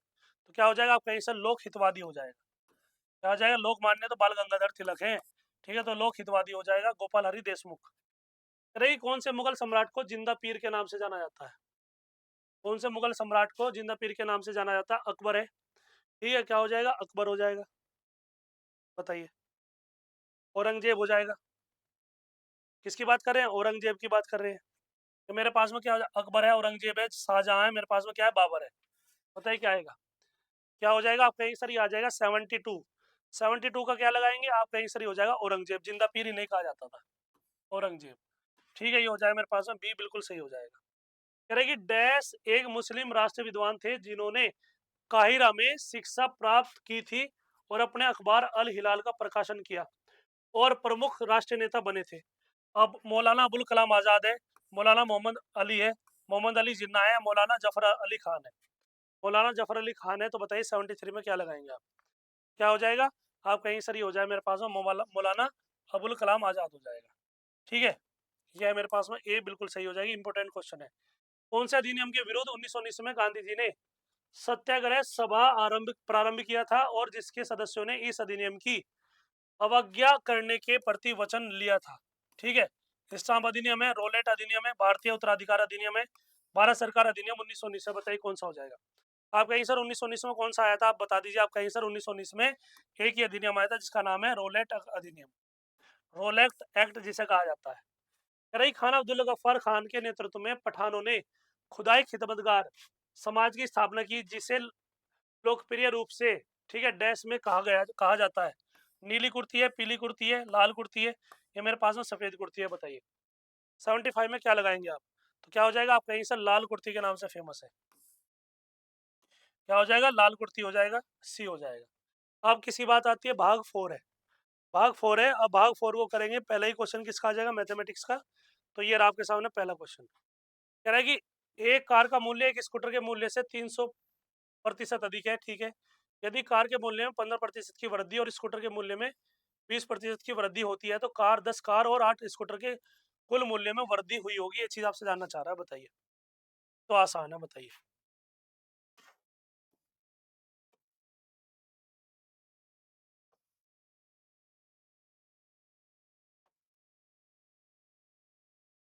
यहाँ पे बताइए। ये कार हो जाएगी, ये मेरे पास में क्या हो जाएगा? स्कूटर हो जाएगा। कह रहा है कि एक कार का मूल्य जो है स्कूटर के मूल्य से, स्कूटर का मूल्य क्या है? 100 है, इसका क्या हो जाएगा? 400। यदि कार के मूल्य में 15% की वृद्धि की जाती है, मतलब इसमें की जा रही है, तो आप कहीं सर 15% की वृद्धि की जा रही है, तो क्या हो जाएगा आप कहीं सर? 400 गुणा कितना आ जाएगा? 115 बटे 100, तो कितना हो जाएगा? 4 पंजे 20, 2 4 2 6, 460। कितना हो जाएगा आप कहीं सर? ये आ जाएगा 460 हो जाएगा। इसमें कितनी की जा रही है? आप कहीं सर 20% की वृद्धि की जा रही है, तो कितना हो जाएगा आप कहीं सर? 120 हो जाएगा। कह रहा है कि 120 हो गया। कह रहा है कि 10 कार और 8 स्कूटर के मूल्य, 10 कार की बात करेंगे तो क्या हो जाएगा आप कहीं सर? 10 ही हो जाएगा 4600। ये कितना हो जाएगा आप कहीं सर? ये 8 स्कूटर हो जाएगा, तो 8 12 96, 960। टोटल कितना हो गया आप कहीं सर? टोटल हो जाएगा मेरे पास में 0 हो जाएगा, 6 हो जाएगा, 9 और 6 15 हो जाएगा, 80 रुपये हो जाएगा 55, 9 और 4 13, सॉरी, 9 और 6 15, 80 रुपये हो जाएगा। और ये हो जाएगा मेरे पास में 4 4 और 5 55 60 आ जाएगा। कितना आ जाएगा आप कहीं सर? ये मेरे पास में 55 60 आ जाएगा। लेकिन ये पहला कितना है आप कहीं सर? जो पहला वाला है, यदि हम इनकी बात करेंगे 460 इसकी, क्या हो जाएगा? 4000। और ये कितना आ जाएगा आप कहीं सर? 800। तो 4000 और जो 800 हो जाएगा, ये हो जाएगा मेरे पास में 4800। भाई 400 ये हो जाएगा, गुणा कितने आपका आंसर 10 का रही है, प्लस 8 गुणा क्या हो जाएगा आपका आंसर 120 हो जाएगा, नहीं 100 आ जाएगा। कितना हो जाएगा आपका आंसर, ये हो जाएगा 4000 प्लस क्या हो जाएगा आपका आंसर 800, ये आ जाएगा मेरे पास में 4800। 4800 हो जाएगा तो इसमें से 4800 घटा लीजिए, ये हो जाएगा 0, ये आ जाएगा मेरे पास में 6, 15 में से 8 जाएंगे 7, ठीक है, ये हो जाएगा 760। अब 760 कह रहा है कि कुल मूल्य में वृद्धि जो हुई है 760 की वृद्धि हुई है, लेकिन कितने पे हुई है आपका आंसर 4800 पे। क्या बोलेंगे, आपका आंसर कितने पे हुई है, ये हुई है 4800, गुणा क्या हो जाएगा 100 हो जाएगा, ये कैंसिल हो जाएगा, तो ये हो जाएगा मेरे पास में 4800। 4 से काट के देखिए, 4 एकम 4 कितने बचे आपका आंसर 3, 4 नम 36, 4 एकम 4, 4 नम 36, 0। ये कितना हो जाएगा 4 एकम 4, 4 एकम 4, 4 दूनी 8, ठीक है। ये कितना हो जाएगा आपका आंसर 400 और काट के देखिए, 4 चौक 16, 4 चौक 16 हो जाएगा। कितना हो जाएगा आपका आंसर 4 चौक 16, 3 बचेगा, 2 से काट के देख लीजिए कितना आ जाएगा आपका आंसर, ये हो जाएगा 6। और ये कितना आ जाएगा आपका आंसर 2 नम 18, 2 पंजे 10, 95 बटे कितना आ जाएगा आपका आंसर 95 बटे 6 आ जाएगा। 95 बटे 6 हो जाएगा तो कितना लिखेंगे, 15 6 की 90, ठीक है, और ये हो जाएगा 5 बटे 6 हो जाएगा, इतने प्रतिशत ये हो जाएगा मेरे पास, ठीक है। तो ये आ जाएगा सी, बिल्कुल सही हो जाएगा। सी क्या हो जाएगा, बिल्कुल सही आंसर हो जाएगा इसका। आगे देखिए, कह रहे कि एक व्यक्ति एक वस्तु को 10% के लाभ पर बेचता है, यदि वह इसे 10% कम मूल्य पर खरीदता है और 4 रुपए कम पर बेचता है, तो उसे 11 सही 1/9, 1/9 का क्या होता है, लाभ होता है। वस्तु का आरंभिक मूल्य क्रय मूल्य क्या होगा, मतलब क्या हुआ कि एक वस्तु को 10%, मतलब क्या हो जाएगा 10/100 हो जाएगा, 1/10 हो जाएगा, सीपी क्या हो जाएगा 10 हो जाएगा, और एसपी क्या हो जाएगा आपका आंसर हो जाएगा 11, ठीक है। और लाभ कितना है आपका आंसर, लाभ मेरे पास में प्रॉफिट है 1 का, ठीक है। चलिए, कह रहा है कि यदि इसे वह 10 रुपए कम है, मतलब 1/9, 1/9 में बेचा तो कितना बच जाएगा आपका आंसर 11, 11 हो जाएगा, जो किसके बराबर है आपका आंसर, ये मेरे पास में 11, 10 1 बच जाएगा, हो जाएगा 4 रुपए कम तो 40 आ जाएगा, ठीक है। क्या हो जाएगा आपका आंसर 40 रुपए आ जाएगा, ये रहा मेरे पास में सी, बिल्कुल सही, ठीक है। क्या हो जाएगा सी। अपने आप को चेक करना है कि आपने कितनी जल्दी क्वेश्चन किया है, समझ में भी आना चाहिए, समझ में आना बहुत जरूरी है, और कितनी स्पीड से किया और क्या ट्रिक लगाई या क्या तरीका लगाया जिससे जल्दी आसानी से हो जाए क्वेश्चन, ठीक है। कह रहे कि मानव ने दो वस्तुएं 1008 में खरीदी और उसने एक वस्तु को 20% की हानि पर तथा दूसरी वस्तु को 40% के लाभ पर बेच दिया, ठीक है। कह रहा है कि दोनों वस्तुओं का विक्रय मूल्य समान था, जिस वस्तु को लाभ पर बेचा गया उसका क्रय मूल्य क्या होगा, ये चीज आपसे पूछ रहा है,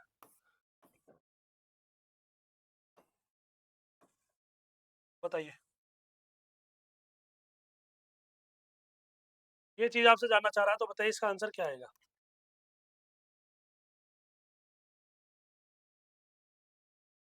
ठीक है, तो देखिए, मानव ने दो वस्तुएं 1008 में खरीदी, उसने एक को 20% की हानि पर तथा दूसरी को 40% के लाभ पर बेच दिया।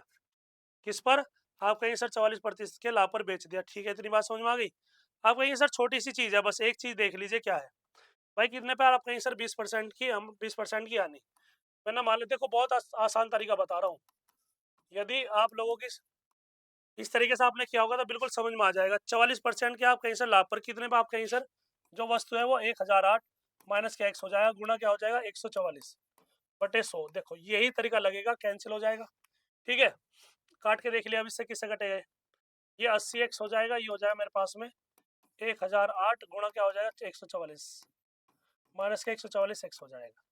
इसे इधर लेके आएंगे तो क्या हो जाएगा आपका आंसर, आ जाएगा 144, ये हो जाएगा 4 8 4 12, ये हो जाएगा मेरे पास में 200, ये हो जाएगा 1008 गुणा क्या हो जाएगा 144 बटे में क्या आ जाएगा 224 हो जाएगा।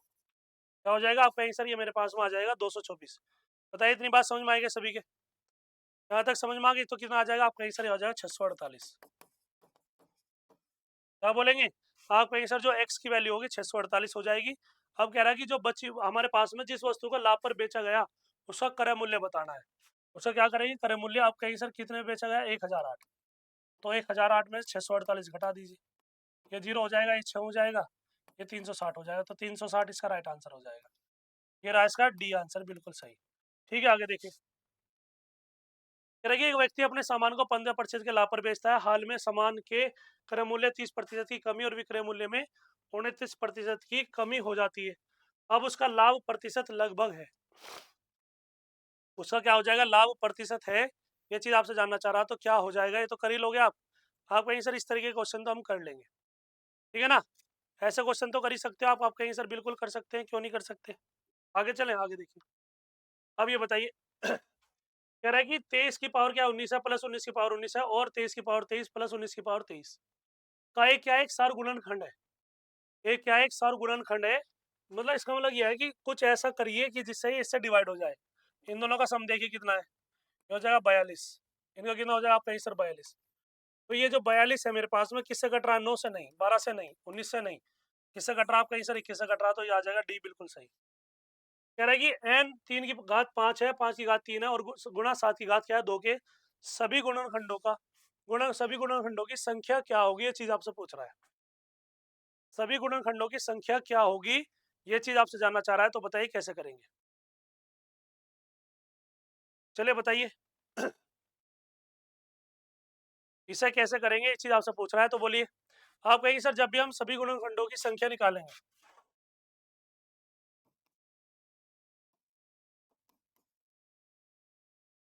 गुणनखंडों की संख्या, गुणनखंडों की संख्या निकालने के लिए क्या हो जाएगा, आप कहें सर 5 प्लस का 1 गुणा हो जाएगा। ये जो पावर्स है ना इसमें एक जोड़ देंगे, गुणा क्या आ जाएगा आप कहीं सर 3 प्लस का 1 हो जाएगा। गुणा क्या हो जाएगा आप कहीं सर 2 प्लस 1 हो जाएगा, 2 प्लस 1 हो जाएगा। तो 6 गुणा 4 हो जाएगा, गुणा 3 हो जाएगा। 4 या 12, 12 6 72, तो कितना आ जाएगा संख्या आप कहीं सर 72 हो जाएगी। क्या हो जाएगी, 72 ही हो जाएगा मेरे पास में, सी बिल्कुल सही हो जाएगा। क्या बोलेंगे, सी बिल्कुल सही आंसर आ जाएगा। देखिए ए बी जो है 2:1 के अनुपात में कमाते हैं, 5 अनुपात के 3 अनुपात में क्या करते हैं, खर्च करते हैं, 4:1 के अनुपात में क्या करते हैं, बचत करते हैं। यदि उन दोनों की कुल मासिक बचत जो है 50,000 है तो उनकी आयु में अंतर क्या हो जाएगा, बताइए। सेम जो पिछला सेट कराया बिल्कुल सेम आंसर है इसका, ये रिपीट हुआ है क्वेश्चन, समझ में आया। ये क्या हुआ है, रिपीट हुआ है, केवल उसे देखिए और ये देखिए बिल्कुल सेम आंसर मिलेगा, ठीक है। और ये सही बताऊं तो इसका आंसर भी आप सभी को पता होगा, देखो कितना आंसर बता रहे हैं, बताइए। अच्छा बताइए गणेश, इसका आंसर क्या होगा बेटा, गणेश बताएंगे, सत्यार्थी बताएंगे बेटा। चलिए बेटा सत्य बताइए। सर बी ऑप्शन आ जाए, बी बी बी, सभी के बी आंसर आ रहे हैं, बिल्कुल बिल्कुल। क्या हो जाएगा, बिल्कुल सही हो जाएगा, इसका 17,000 आंसर आएगा, बिल्कुल सही है। आप कहेंगे सर याद रहते हैं आप बच्चों, आप सभी के याद, मैंने क्योंकि बहुत बढ़िया तरीके से समझाया था, ट्रिक बताई थी। कह रहे कि 12,540 को एक धनराशि को ए और बी व सी में इस प्रकार बांटा गया जाता है कि, ठीक है, ए जो ए का जो भाग है बी और सी के मिलाकर भाग में अनुपात कितना, आप कहें सर 3:7 है। इसका मतलब क्या हुआ, कह रहा है कि ए का जो अनुपात है मेरा पास में ऐसा ऐसे ले लेंगे, मेरे पास में क्या दिया हुआ, ए अनुपात क्या हो जाए बी अनुपात सी, इसका अनुपात दे दिया इन्होंने 3:7 दे दिया। क्या दे दिया, 3:7 दे दिया। तो ए का भाग कैसे निकालेंगे, बताइए। आप कहेंगे सर हमें क्या निकालना है, ए का भाग निकालना, तो ए का भाग निकाल दीजिए। ए का भाग क्या हो जाएगा, ए बटे कितना आ जाएगा, आप कहेंगे सर ए प्लस बी प्लस सी हो जाएगा, और गुणा क्या हो जाएगा, आप कहेंगे सर गुणा में आ जाएगा 12,540 हो जाएगा। क्या बोलेंगे आप कहीं सर, मेरे पास में 12 कितना आ जाएगा, आप कहीं सर 12,540 आ जाएगा, आप कहीं सर बिल्कुल ठीक है। कितना हो जाएगा आप कहीं सर 3/10 हो जाएगा, 12,540 हो जाएगा। ये से कैंसिल हो गया, तो ए का भाग क्या आ जाएगा, 3 चौक 12 हासिल हो गए, 3 पंजे 15, 1 16, 1 3 दूनी 6 1 7, और ये आ जाएगा 3,762। ये ए का भाग आ गया, ठीक है। और बी का भाग किस तरीके से दे रखा है बताइए। आप कहीं सर 2 अनुपात, कह रहा है कि 2:9 में दे रखा बी का भाग। चलिए तो बी क्या हो जाएगा, आप कहीं सर बी अनुपात ए प्लस सी हो जाएगा, और ये अनुपात दे दिया 2:9। तो बी का भाग कैसे निकालेंगे, बी का भाग कितना आ जाएगा, आप कहीं सर आ जाएगा 2/11 गुणा कितना हो जाएगा, कितना दे रखा है आप कहीं सर, ये हमारे पास में बी के भाग में कितना दे रखा है, आप कहीं सर बी के भाग में इसे डिवाइड कर रखा है, बिल्कुल 2 बटे क्या हो जाएगा 11 हो जाएगा, ठीक है। 11 हो जाएगा तो कितना है 12,540, काट के देखिए। 11 कम 11 कितना बचा, आप कहीं सर 11 कम 11, 11 चौक 44, 11 से 40, 0 2 चौक 8, 2 कम 2, 2 कम 2, ठीक है। क्या आ जाएगा 2280 आ जाएगा। सी का भाग क्या हो जाएगा, जोड़ दीजिए, 3762 हो जाएगा 2880, तो हो जाएगा 8 से 14 हो जाएगा, 7 और 2 और 1 10 हासिल को 1 5 3 2 5 5 और 1 6, 6,042 हो जाएगा। 6,042 हो जाएगा तो 12,540 में से घटा दीजिए 6,042, हो जाएगा 8, 8 क्या हो जाएगा आपका आंसर, ये आ गया इसका राइट आंसर। क्या हो जाएगा, डी बिल्कुल सही आ जाएगा, घटा के देख लीजिए कितना हो जाएगा, 9 हो जाएगा, 4 हो जाएगा, 6 हो जाएगा। ये मेरे पास में 6 4 9 8 हो जाएगा। कह रहे किसी किसी कक्षा के सभी विद्यार्थियों का औसत भार कितना है, 43 किलोग्राम है। ये भी बहुत आसान है, देखो एक ही लाइन में करा दूंगा इस क्वेश्चन को मैं। कह रहा है कि हमारे पास में औसत जो भार है वो 43 किलोग्राम है। लो भैया 43 किलोग्राम ये हो जाएगा इसका योग, ये योग हो जाएगा। 4 और विद्यार्थी जिनके भार 43 किलोग्राम है, 36.5 है, 39.5 किलोग्राम है और 42 किलोग्राम है, कक्षा में सम्मिलित हो जाते हैं। अब उनका औसत भार कितना, पहले से 500 ग्राम कम हो जाता है। पहले से 500 ग्राम कम मतलब 1/2, 1/2 किलोग्राम कम हो जाता है। आरंभ में विद्यार्थियों की संख्या क्या होगी, आरंभ में विद्यार्थियों की संख्या क्या होगी, बस ये बता दीजिए आप कहीं सर ये ले लीजिए और टोटल को जोड़ दीजिए। 43 हो जाएगा प्लस कितना आ जाएगा, 36.5 हो जाएगा, प्लस ये हो जाएगा 39.5 हो जाएगा, प्लस ये हो जाएगा 42। ये है, ठीक है, ये मेरे पास में है।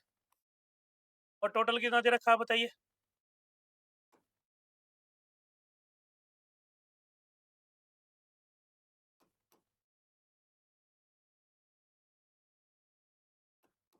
इसे ऐसे,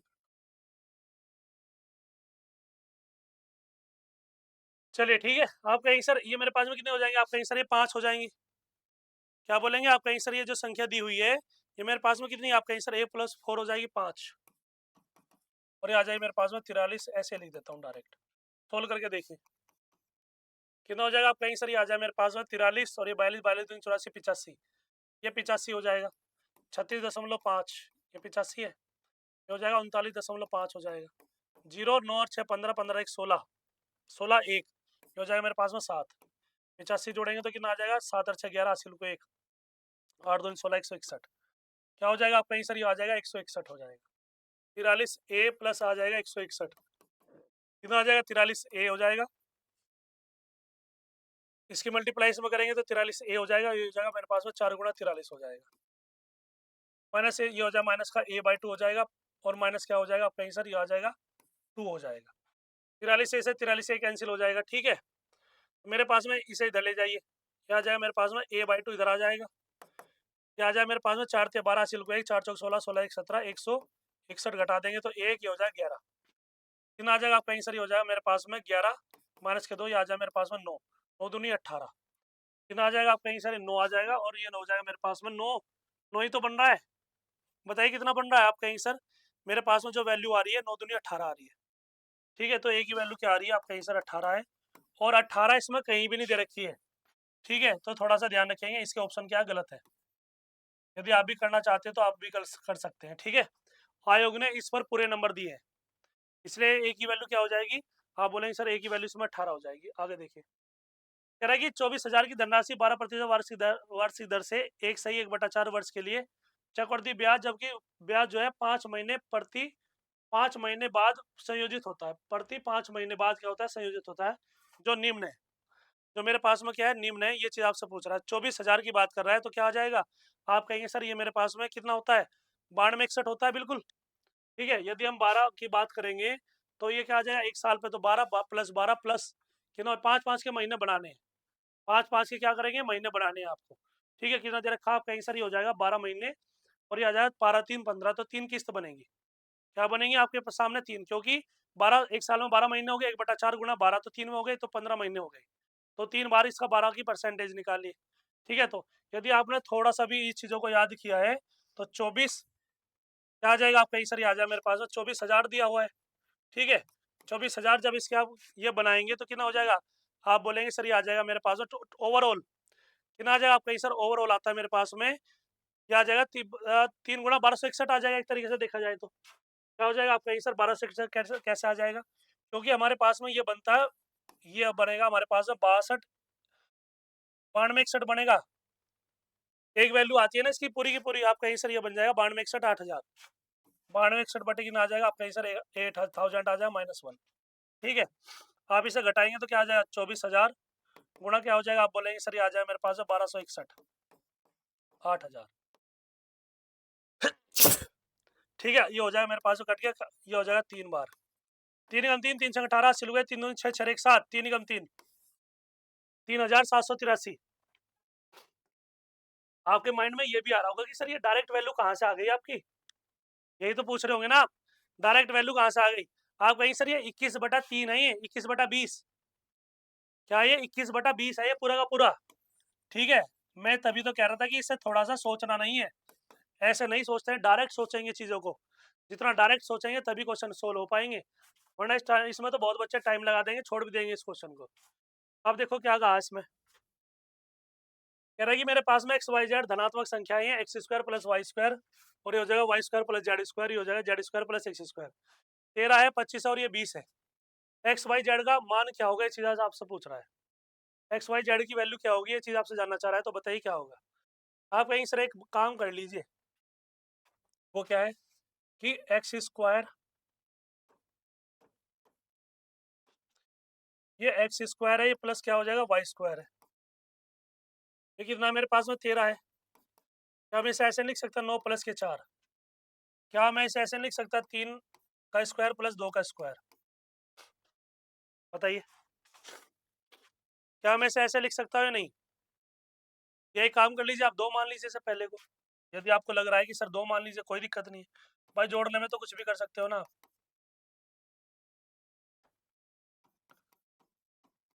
ये है मेरे पास, ठीक है। चलिए फिर क्या हो जाएगा, आपका कहीं सर हो जाएगा वाई स्क्वायर प्लस क्या हो जाएगा z square, y square plus z square हो जाएगा। तो ये क्या आ जाएगा, आप कहीं सर ये कितना दे रखा है, ये 25 है, ये मेरे पास में 25 हो जाएगा। तो 25 क्या आ जाएगा, आप कहीं सर ये आ जाएगा मेरे पास में 25 है, कितना हो जाएगा 9 प्लस के 16 हो जाएगा। ये 3 का स्क्वायर भी हो सकता है और 4 का भी हो सकता है। फिर मेरे पास में क्या आ जाएगा, जेड स्क्वायर प्लस के एक्स स्क्वायर हो जाएगा, कितना हो जाएगा, आप कहीं सर ये 20 है, तो 20 हो जाएगा। तो क्या आ जाएगा, आप कहीं सर ये 20 आ रहा है, तो 20 इस तरीके से का हो सकता है, आप कहीं सर 4 का, और मेरे पास में कितना हो जाएगा 4 है, और मेरे पास में क्या है 2 है, ठीक है। ये मेरे पास में 20 आ रहा है, यदि मैं कहूँ कि 4 का स्क्वायर प्लस क्या हो जाएगा 2 का स्क्वायर, तो क्या आ रहा है 20 नहीं आ रहा है, बताइए। ये मेरे पास में 20 आया नहीं आया, 4 का स्क्वायर 16 है प्लस 2 का स्क्वायर कितना हो जाएगा, भाई जेड की वैल्यू क्या है 4 है, तो 16 4 20 हो जाएगा, ठीक है। तो कह रहा है कि एक्स वाई जेड का अनुपात क्या होगा, एक्स वाई जेड, एक्स की वैल्यू कितनी है 2, ये 2 है, वाई की वैल्यू कितनी है 3 है, जेड की वैल्यू क्या हो जाएगी 4 हो जाएगी। एक्स वाई जेड कितना हो जाएगा 2 3 4 हो जाएगा। तो 2 3 4 कहाँ दे रखा है, 2 3 4 दे रखा है, ए बिल्कुल सही है। थोड़ा सा टेक्निक लगाते हैं, ठीक है, जितनी ज्यादा टेक्निक का यूज करेंगे उतने ज्यादा क्वेश्चन सही हो जाएंगे। कह रहा है किसी राशि पर 2 वर्ष के लिए 10% वार्षिक दर से चक्रवृद्धि ब्याज कितना है 2100 रुपए है। उसी राशि किसकी बात कर रहा है, 10 रुपए की बात कर, 10% की बात कर रहा है 2 वर्ष के लिए, 10 प्लस 100 × 100 तो कितना आ जाएगा 21%। तो 21% की वैल्यू कितनी है, आपके सामने 2100 रुपए है। तो 100% की वैल्यू, क्योंकि मूलधन पूछा है इसने, ठीक है, तो कितना हो जाएगा, आपका सही हो जाएगा 2100 × 100 हो जाएगा, बटे कितना आ जाएगा, आपका सही हो जाएगा 21, कट गया तो क्या आ जाएगा, आपका सर 10,000 आ जाएगा, ये मूलधन आ गया। ये आपका क्या आ जाएगा, मूलधन हो जाएगा, ऐसा ही पूछा है। तो 10,000 गुणा क्या हो जाएगा, दुगुना समय है, ये 10 हो जाएगा, दुगुना समय है तो 4, ठीक है, बटे कितना आ जाएगा 100, ये कैंसिल हो गया तो 1,000 ही हो जाएगा, 4,000 क्या आ जाएगा, आप कहीं सर 4,000 हो जाएगा, ये हो जाएगा बी बिल्कुल सही हो जाएगा। बी क्या होगा, बिल्कुल सही आंसर आ जाएगा। कह रहा है कि चावल के मिश्रण में 30% किलोग्राम की दर से बेचा जाता है, कह रहा है कि चावल के मिश्रण को 30 प्रति किलोग्राम की दर से बेचा जाता है, ठीक है। यह मिश्रण 21 रुपए प्रति किलोग्राम और 25.2 प्रति किलोग्राम वाले 2 प्रकार के चावलों को मिलाने से बना है, ठीक है। मिश्रण में इन 2 प्रकार के चावलों का क्या अनुपात होगा यदि चावल बेचने पर 25% का लाभ होता है, ठीक है। यदि हमारे पास में 25% का लाभ होता है, चीज पूछ रहा है, तो क्रय मूल्य निकाल लीजिए यहाँ से। क्या करेंगे, जो आप बेच रहे हो ना, इसका क्रय मूल्य क्या हो जाएगा ये बता दीजिए बस मुझे। 25% का लाभ होता है तो कितना हो जाएगा, आप कहीं सर ये आ जाए मेरे पास में 100 हो जाएगा। इसकी बात कर रहा, आप कहीं सर ये बात कर रहा है मेरे पास में 30 की, क्या बोलेंगे आप कहीं सर, ये मेरे पास में 30 की बात कर रहा है, तो क्या हो जाएगा, आप कहीं सर 30/125 हो जाएगा, 25 × 5 = 125, 25 चौका 100, 5 छंग 30 हो जाएगा, 6 चौक 24। मेरे पास में क्या आ जाएगा, आप कहीं सर 24 प्रति किलोग्राम की दर से बेच रहा है, वो मतलब खरीद रहा है, तो क्या बोलेंगे आप कहेंगे सर ये मेरे पास में 21 हो जाएगा, ये 25.20 हो जाएगा, ये 24 हो जाएगा। तो ये कितना बचा ये बता दीजिए बस।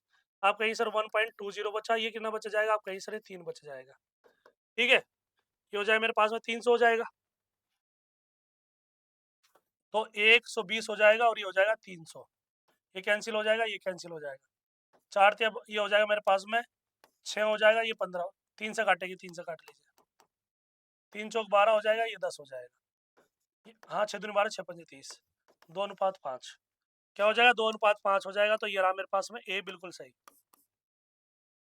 क्या हो जाएगा ए जो होगा वो बिल्कुल सही हो जाएगा। पहले तो ये देखो कि खरीद कितने में रहा है, बेचने की बात तो बाद में आएगी ना, पहले देखो कि खरीद कितने का रहा है, तभी तो मिलाया जाएगा जब खरीदेगा। बेच रहा है बस, पहले खरीदना देखो कितना प्रतिशत लाभ हो रहा तो तब समझ में आएगा। ये बताइए कर लोगे, इसे मिला लोगे आप, इसी तरीके से करना है। कह रहा है कि दो स्थान है पी और क्यू के बीच की दूरी क्या है 56 किलोमीटर है। दो स्थान है पी और क्यू के बीच की दूरी क्या है 56 किलोमीटर है। ए और बी क्या है मेरे पास में, पी से क्यू जो है 4 किलोमीटर प्रति घंटा और 3 किलोमीटर प्रति घंटा की चाल से चलना प्रारंभ करते हैं। ए जो है क्यू पर पहुंचकर तुरंत वापस मुड़ता है और बी को आर पर मिलता है। ठीक है, पी और आर के बीच की दूरी क्या होगी, बस दूरी पूछ रहा है। आप कहीं सर तो हम निकाल लेंगे, ये क्या कर लेंगे हम निकाल लेंगे यार आसानी से। ठीक है, तो देखिए अब इसमें मुझे बताइए कि आप इसे किस तरीके से अप्रोच करेंगे क्वेश्चन को। ठीक है, बताइए ये किस तरीके से करेंगे आप। कहीं सर देखिए हमारे पास में दूरी बराबर क्या होता है 4 गुना समय। दूरी बराबर क्या है 4 गुना समय है। यदि मैं दूरी ले लेता हूँ टोटल कितनी है, बिना फिगर के करेंगे इसे, कभी आप फिगर बनाने की कोशिश करो, फिगर बनाने की ज़्यादा कोशिश नहीं करनी चाहिए, टाइम वेस्ट होता है। तो 56 किलोमीटर की दूरी है और जो आने जाने में कवर होगी, एक बार आना है एक बार जाना है। ठीक है, तो मेरे पास में जो टाइम लग रहा है 4 टाइम ये लग रहा है भाई। ठीक है, टाइम नहीं है आपके पास तो टाइम निकालना पड़ेगा। तो 4 और 3 क्या हो जाएगा 60 टी आपका टाइम हो जाएगा। मैंने बोल दिया कि भाई मेरे पास में टाइम है, टोटल चाल हो जाएगी। तो टी वैल्यू क्या आ जाएगा 7 अटी 56, 8 दूनी 16। ठीक है, 8 दूनी 16 ही हो जाएगा मेरे पास में, इतने घंटे हो जाएंगे। ठीक है, इतने टी की वैल्यू क्या आ जाएगी आप कहीं सर, टी की वैल्यू है 16 आवर्स। ठीक है, अब ये कह रहा है कि जो इनके बीच की दूरी है ना, जो इनके बीच की दूरी है वो कितनी है आप कहीं सर, ये 3 किलोमीटर पर घंटा है। तो मतलब ये इतनी चाल से चल रहा है, इतना टाइम दिया हुआ है, तो आपकी जो दूरी है वो निकालनी पड़ेगी। आप कहीं सर मेरे पास में 16 घंटे आ गए, और ये कितनी दे रखी है आप कहीं सर मेरे पास में जो चाल दे रखी है वो 3 दे रखी है, 16 × 3 = 48, कितना आ जाएगा आप कहीं सर 16 × 3 = 48 किलोमीटर आ जाएगा। क्या हो जाएगा, ये हो जाएगा बी बिल्कुल सही हो जाएगा। ठीक है, आगे देखिए कह रहा है कि 80 और बी 120 मीटर की लंबाई दो रेलगाड़ियां जिनकी चाल 25 किलोमीटर पर घंटा है, 35 किलोमीटर पर घंटा है, समांतर पटरियों पर एक ही दिशा में चल रही है। क्या कर रही है, एक ही दिशा में चल रही है। तो एक दूसरे को कह रहा है कि एक दूसरे को पार करने में कितना सेकंड का टाइम लगेगा, ये चीज आपसे पूछ रहा है, बताइए। आप कहीं से टोटल देखिए चाल कितनी हो जाएगी आप कहीं से 35 हो जाएगा मेरे पास में। भाई जो चाल दे रखी है 35 है, ये मेरे पास में 10 किलोमीटर पर घंटा हो जाएगी। और किसमें पूछ रहा है, मीटर में दे रखा है। तो यहाँ से चाल कितनी आ जाएगी, 10 गुणा कितना आ जाएगा 5/18, 50 बटे कितना हो जाएगा आप कहीं सर, ये 18 हो जाएगा, या 25/9, इतने मीटर पर सेकंड हो जाएगी। क्या बोलेंगे आप कहीं सर, ये मेरे पास में इतने मीटर पर सेकंड है। दूरी कितनी हो जाएगी आप कहीं सर 200 मीटर हो जाएगी। तो 200 मीटर हो जाएगी और ये हो जाएगा 25/9 हो जाएगा, 25×8 = 200, 8×9 ये हो जाएगा मेरे पास 8×9 = 72, इतने सेकंड हो जाएगा। ठीक है तो क्या हो जाएगा डी बिल्कुल सही हो जाएगा। आगे देखिए कह रहा है कि 5 पुरुष जो है एक काम को 12 दिन में कर सकते हैं, जबकि 10 महिलाएं जो है उसी काम को 8 दिन में कर सकती हैं। 3 पुरुष और महिलाएं मिलकर इस काम को कितने दिनों में करेंगे। कह रहा है कि 5 पुरुष हैं भैया, 5 पुरुष हैं और मेरे पास में एक काम को 12 दिन में कर सकते हैं। 5 पुरुष जो है 12 दिन में कर सकते हैं। कह रहा है कि 10 महिलाएं हैं, 10 फीमेल है मेरे पास में, वुमन, उसी काम को 8 दिन में कर सकती हैं। तो 5 दूनी कितना हो जाएगा, 5 दूनी 10 हो जाएगा, 2 छक 12 हो जाएगा, 2 तिया 6 हो जाएगा और 2 चौक 8 हो जाएगा। तो ये आ जाएगा 3m = क्या आ जाएगा, आप बोलेंगे सर 4w। तो m/w कितना हो जाएगा आप कहेंगे सर, ये आ जाएगा मेरे पास में 4/3। m की वैल्यू कितनी हो जाएगी 4 और w की वैल्यू क्या हो जाएगी 3, मेरे पास में ये वैल्यू आ जाएगी। बताइए कि हाँ सर इतनी वैल्यू हमारी आ रही है, 3m बराबर हो जाएगा 4f के। ठीक है, चलिए आप कहिए सर इतना तो समझ में आ गया। कह रहा है कि 3 पुरुष हैं और 4 महिलाएं हैं, मिलकर उसी काम को कितने में करेंगे। तो मेरे पास में क्या हो जाएगा, आप कहीं सर 5 गुणा ये कितना हो जाएगा, m की वैल्यू क्या हो जाएगी 4। ठीक है, m की वैल्यू 4 हो जाएगी, गुणा क्या हो जाएगा 12। फिर कह रहा है कि 3 पुरुष और 4 महिलाएं, 3 गुणा क्या हो जाएगा 4, प्लस क्या हो जाएगा 4 गुणा महिला कितनी हो जाएंगी, आप कहीं सर 3 हो जाएगी। और ये क्या हो जाएगा, आप कहीं सर ये हो जाएगा डी। 5 चौक 20 क्या हो जाएगा, आप कहीं सर ये हो जाएगा मेरे पास में 20 गुणा 12, 4 या 12, 4 या 12 24 गुणा क्या हो जाएगा डी, 12 दूनी 24 हो जाएगा, 2 10, डी बराबर क्या आ जाएगा 10 दिन। डी बराबर क्या हो जाएगा, आप कहीं सर जो दिन होंगे उनकी संख्या कितनी आ जाएगी, 10 आ जाएगी। ये रहा मेरे पास में बी, बिल्कुल सही हो जाएगा। ठीक है, बताइए। अब देखो ये छोड़ करके भागने वाले क्वेश्चन है, और जब भी छोड़ करके ऐसे क्वेश्चन आपको भागने वाले मिले तो एक छोटा सा लॉजिक लगेगा बस। ए और बी अलग अलग एक काम को 20 दिन और 30 दिन में पूरा कर सकते हैं, उन्होंने मिलकर कुछ दिन काम किया, उसके बाद जो है बी जो है काम छोड़कर चला गया। यदि ए ने अकेले ही शेष काम को 5 दिन में पूरा किया हो तो बी ने कितने दिन में काम किया होगा, बी ने कितने दिन में काम किया होगा, ये चीज आपसे पूछ रहा है। तो क्या लिखेंगे, आप कहेंगे सर जितने भी ये गया हुआ 5 दिन बाद छोड़ दिया ना, बस इसका एलसीएम ले लो। ठीक है, देखो डायरेक्ट करूंगा मैं, ओल्ड मेथड है लेकिन छोड़कर जाने के वालों के लिए ये बेस्ट मेथड है। ठीक है, छोड़ के जाने वालों के लिए क्या हो जाएगा, ये 20 दिन में कर रहा ना, ये 20 आएगा, सॉरी। ये ओल्ड मेथड जरूर लगेगा लेकिन यही मेरे पास में परफेक्ट मेथड है, वरना छोड़कर जाने वाले आप इसका एलसीएम लेंगे फिर इसकी एफिशिएंसी निकालेंगे तो गड़बड़ हो जाएगी। तो क्या हो जाएगा 60 आ जाएगा, 20 या 60, 3x प्लस कितना हो जाएगा 15 प्लस 2x हो जाएगा बराबर क्या आ जाएगा 1। तो 5x हो जाएगा बराबर कितना आ जाएगा 15 बराबर 60 हो जाएगा 45, x बराबर 45 और ये आ जाएगा 5। ठीक है, 45 हो जाएगा, 5 न 45, 9 दिन आ जाएगा। बताइए क्या आ जाएगा, कुछ है करना, कुछ भी नहीं करना पड़ा, बस जब भी ऐसा क्वेश्चन आए तो फिलहाल ऐसे क्वेश्चनों के लिए एक तो ये क्वेश्चन बनता है जो आपको ओल्ड मेथड पे करना होता है, जब बारी बारी आता है तो आपको यूनिट मेथड का यूज करना पड़ता है। उसमें एक ने काम किया उसके बाद दूसरा करेगा, फिर उसके बाद फिर पहला करेगा तो उसके बाद कौन करेगा, जब बारी बारी आती है ना कि ये करेगा फिर ये करेगा ये फिर ये करेगा, तो उसमें यूनिट डिजिट सिस्टम बनाना पड़ता है। ठीक है, तो क्या हो जाएगा डी हो जाएगा। कह रहा है कि बी और सी मिलकर एक कार्य को जितने दिन में करते हैं उतने दिन में ए अकेले ही उस काम को कर सकता है। ए और बी मिलकर उस काम को 10 दिन में कर सकते हैं, सी अकेले उस काम को 50 दिन में। बताओ, ये बताओ जब सी 50 दिन में कर सकता है तो बी अकेले उस काम को कितने दिन में करेगा, आप कहीं सर 25 दिन में करेगा। टोटल कितना हो जाएगा, आप कहीं सर 25 दिन हो जाएगा। हाँ, मुझे इसका आंसर बताना, मेरा आंसर है इसका 25 दिन, और मैंने कैसे किया आपको खुद पता चला होगा ओरली। ठीक है, आपको केवल एक सोचना पड़ा है, एक मतलब जैसे आईना दिखाते हैं ना, इस तरीके से करना पड़ता है क्वेश्चन को।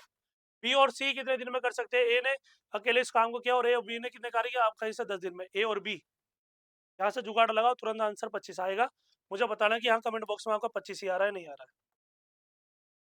कह रहा है कि दो भिन्नों का गुणनफल कितना है, 14/15 है, और उसका भागफल कितना है, 35/24 है। 35/24 है तो भिन्नों में छोटी भिन्न कौन सी होगी। आप बोलेंगे सर मेरे पास में कितना है, एक्स वाई कितना हो जाएगा 14/15 है, और भागफल कितना हो जाएगा एक्स वाई हो जाएगा 35/24 हो जाएगा, ये दिया हुआ है। ठीक है, तो भाई x बराबर क्या हो जाएगा, आप कहीं सर 35/24 वाई नहीं हो जाएगा, ये वैल्यू उठा के इसमें रख दीजिए। वैल्यू उठा के रखेंगे तो क्या आ जाएगा, आप कहीं सर ये आ जाएगा मेरे पास कितना हो जाएगा, आप कहीं सर y गुणा क्या हो जाएगा, आप कहीं सर x की वैल्यू रखेंगे 35 बटा क्या हो जाएगा 24, ये y हो जाएगा बराबर आ जाएगा 14/15 हो जाएगा। ठीक है, 3 पंजे 15 हो जाएगा, 3 अट्ठे 24 हो जाएगा, तो वाई स्क्वायर इक्वल टू क्या आ जाएगा 14 गुणा 8 हो जाएगा, बटे में कितना आ जाएगा 5 गुणा 35 हो जाएगा। ठीक है, क्या हो जाएगा, आप कहीं सर वाई स्क्वायर की वैल्यू जो आ जाएगी मेरे पास ये आ जाएगी। तो यहाँ से एक चीज समझ में आ गई सर, इसे काट के तो देखिए 14/15 35/24। ठीक है, यही काम कर लीजिए आप, इसे ऐसे भी रख लीजिए चाहे ना भी रखिए। कुछ कट रहा है, आप कहीं सर कुछ भी नहीं कट रहा है। 8 चौक 32, 2 और 8 8 8 8 3 8 और 3 कितना हो जाए 14, नहीं कट रहा। एक काम करते हैं, बात तो वही पड़ेगी लेकिन थोड़ा सा क्या कहा है दोबारा देखिए, इसे थोड़ा छोटा कर देता हूँ। क्वेश्चन में ये कहा है कि दो भिन्नों का गुणनफल कितना है, x और y का गुणनफल है 14/15 है, और भागफल कितना है, आप कहीं सर यह मेरे पास है 35/24 है। 35/24 है। इन भिन्नों में छोटी भिन्न कौन सी होगी, x और y की वैल्यू निकालनी पड़ेगी आपको। ठीक है, यदि मैं इसकी बात करता हूँ y = क्या आ जाएगा, 14/15 x हो जाएगा। अब देखना इस रख कर कुछ फर्क पड़ता है क्या, आप कहेंगे सर रख देते हैं, कोई दिक्कत नहीं। x/y में तो y की वैल्यू क्या हो जाएगी, आप कहेंगे सर y की वैल्यू आ जाएगी मेरे पास में, x की वैल्यू रख के देखिए। चलो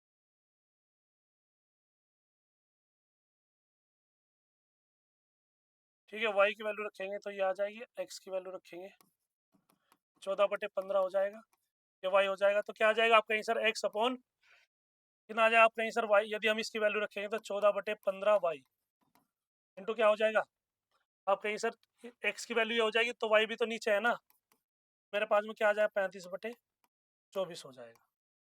ठीक है, अब कुछ फर्क पड़ा के देखिए, y² क्या हो जाएगा, 35/24 हो जाएगा, गुणा 15 ऊपर चला जाएगा और ये आ जाएगा 14 नीचे आ जाएगा, 3 पंजे 15 और ये हो जाएगा 3 अट्ठे 24। बात तो वही पड़ रही है। तो 35 गुणा क्या हो जाएगा 5 हो जाएगा, बटे में कितना आ जाएगा 8 गुणा हो जाएगा 14। ठीक है, तो बताइए आप कहीं सर ये हो जाएगा 7 पंजे 35 हो जाएगा, 7 चौक 28 हो जाएगा, 5 पंजे 25, 8 चौक 32, कट रहा है क्या ये, 7 दूनी 14 हो जाएगा, सॉरी आप कहेंगे सर 16 हो जाएगा, वो तो गया। कहाँ पे गलती कर रहे थे हम, क्या आ जाएगा मेरे पास में, y की वैल्यू क्या हो जाएगी, आप कहेंगे सर y की वैल्यू हो जाएगी 5/4, 5/4 है, इसमें 4/5 दे रखी है। बताइए y की वैल्यू क्या निकल कर आ रही है आपके, आप कहीं सर y की वैल्यू आ रही है मेरे पास में 4/5 हो जाएगी, जिसकी वैल्यू होती है 0.8, क्या हो जाएगा 0.8 हो जाएगा। x की वैल्यू निकाल लो आप, तो मेरे पास में क्या हो जाएगा, एक ये हो जाएगा 5/4 हो जाएगा, 14 बटे कितना हो जाएगा 15, 14 चौका कितना हो जाएगा, x की वैल्यू आ जाएगी 14 चौका 56, 15 पापी 76 हो जाएगा। ठीक है, तो मेरे पास में ये कितना आ जाएगा, आप यदि इसे कट करेंगे तो ये आ जाएगा आपके पास में 1.16। ठीक है, और ये आपके पास में ये है 5/4, आप कहीं सर 4/5 है, 5/4 कहीं नहीं है। ठीक है, तो यही इसका आंसर हो जाएगा, इसमें आंसर भी नहीं दिया हुआ, इसमें आपका कोई आंसर भी नहीं दिया हुआ। ठीक है ना, कभी आप लगाओ कि मेरे पास में 0.8 हो जाएगा, ये 0.8 थोड़ा ही आ रहा है। ठीक है, चलिए, कह रहा है कि ये तो कर ही लेंगे, इसका तो भागफल आप निकाल ही लोगे। ये देखो, कह रहा है कि 10,000 के निकटतम वह संख्या जो 3, 4, 5, 6, 7, 8 से पूर्णतः विभाज्य है, एक्स के दाएं स्थान पर कौन सा अंक होगा, ये चीज आपसे पूछ रहा है, कौन सा अंक होगा, पहले तो मुझे बताओ, ये 840 हो जाएगा। ठीक है, आप कहेंगे सर बिल्कुल सही है, ये 840 हो जाएगा, इसका एलसीएम आ जाएगा 840, तो यह 840 जो इसका एलसीएम आया है, ठीक है, तो इसे क्या करेंगे आप कहेंगे सर इसे हमें लेकर के कहाँ जाना है, 10,000 तक लेकर के जाना है। क्या करेंगे, आप कहेंगे सर 10,000 तक लेकर जाएंगे, तो क्या करेंगे जिससे पूर्णतः विभाजित हो सके, तो ये कहाँ तक आ जाएगा, आप कहेंगे सर आ जाएगा 10,080 तक आएगा। कहाँ तक आ जाएगा, आप कहेंगे सर 10,080 तक आ जाएगा। तो कह रहा है कि एक्स है, ये मेरे पास में एक्स आ गया, तो कह रहा है कि इसका दाएं का अंक कौन सा हो जाएगा, ये इकाई का अंक हो जाएगा, ये इकाई हो जाएगा, ये कौन सा हो जाएगा, आप कहेंगे सर ये दाई हो जाएगा। तो क्या आ जाएगा, आप कहेंगे सर ये हो जाएगा मेरे पास में डी, बिल्कुल सही हो जाएगा। अब देखो, इसमें हर परिमीकरण करना है, क्या करेंगे, इसमें हर परिमीकरण करेंगे, इतनी बात समझ में आ गई। बताइए, जब आप इसमें हर परिमीकरण करेंगे तो क्या करेंगे, हर परिमीकरण बाद में करेंगे, पहले देखिए क्या है, ये हो जाएगा 3 प्लस ठीक है, तो क्या हो जाएगा बताइए, ये हो जाएगा मेरे पास में 3 प्लस क्या हो जाएगा, √6 हो जाएगा, बटे में क्या आ जाएगा, ये 5 √3 हो जाएगा, माइनस 4 तिया 12, 2 12 आ जाएगा, तो 4 √3 हो जाएगा, प्लस माइनस 8 चौक 32, 16 दूनी 32 हो जाएगा, तो 4 √2 आ जाएगा, प्लस क्या हो जाएगा 25 दूनी 50 हो जाएगा, तो 5 √2 हो जाएगा, प्लस क्या हो जाएगा, आप कहीं सर ये हो जाएगा √7 माइनस के 2 √3 हो जाएगा, इसका तो हम स्क्वायर बनाएंगे। ठीक है, तो देखिए, आप बोलेंगे सर ये हो जाएगा 3 प्लस के √6 हो जाएगा, ये 5 है, ये तो हो जाएगा मेरे पास में √3 हो जाएगा, ये कितना हो जाएगा, कहीं सर ये मेरे पास में √2 हो जाएगा। ठीक है, प्लस कितना आ जाएगा, आप कहीं सर ये आ जाएगा मेरे पास √7 माइनस के 2√3 हो जाएगा। ये है मेरे पास में, और ये पूरे पे है ना, हाँ ये पूरे पे दिया हुआ है। ठीक है, ये क्या है मेरे पास में, पूरे पे दिया हुआ। अब इसका क्या करेंगे आप, इसका हमारे पास में सोल्व कर लीजिए सर। क्या बोलेंगे आप, कहीं से सोल्व करके देख लीजिए, क्योंकि ये यहाँ से हटेगा नहीं, ये किसी भी तरीके से नहीं हटेगा। जब ये नहीं हटेगा तो प्रॉब्लम होगी आप लोगों को फिर। क्यों, क्योंकि जब इसे हटाना पड़ेगा तो कैसे करोगे ये बताओ बस, तब कैसे करोगे, ये चीज मेन होती है इसमें।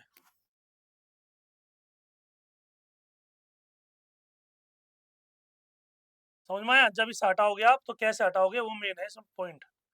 आप बोलेंगे सर ये तो हटेगा ही नहीं, क्या आ जाएगा, आप बोलेंगे सर 3 प्लस के √6 बटे में क्या आ जाएगा, √3 प्लस क्या हो जाएगा, √2। ये हो जाएगा मेरे पास में 2, और ये हो जाएगा √3 माइनस के √2 हो जाएगा, बटे में कितना आ जाएगा, √3।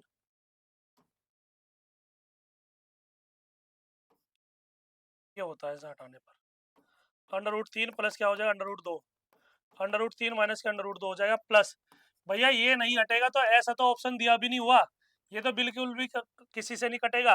तो क्या आ जाएगा, आप कहीं सर 3 की मल्टीप्लाई करेंगे या 3 प्लस के √6 हो जाएगा, ये हो जाएगा मेरे पास में √3 माइनस के 2 हो जाएगा, लेकिन आ जाएगा 3 माइनस के 2, ये हो जाएगा 1, इसे हटा दो यहाँ से। ठीक है, अब इसकी क्या करेंगे मल्टीप्लाई, प्लस क्या हो जाएगा, आप कहीं सर √7।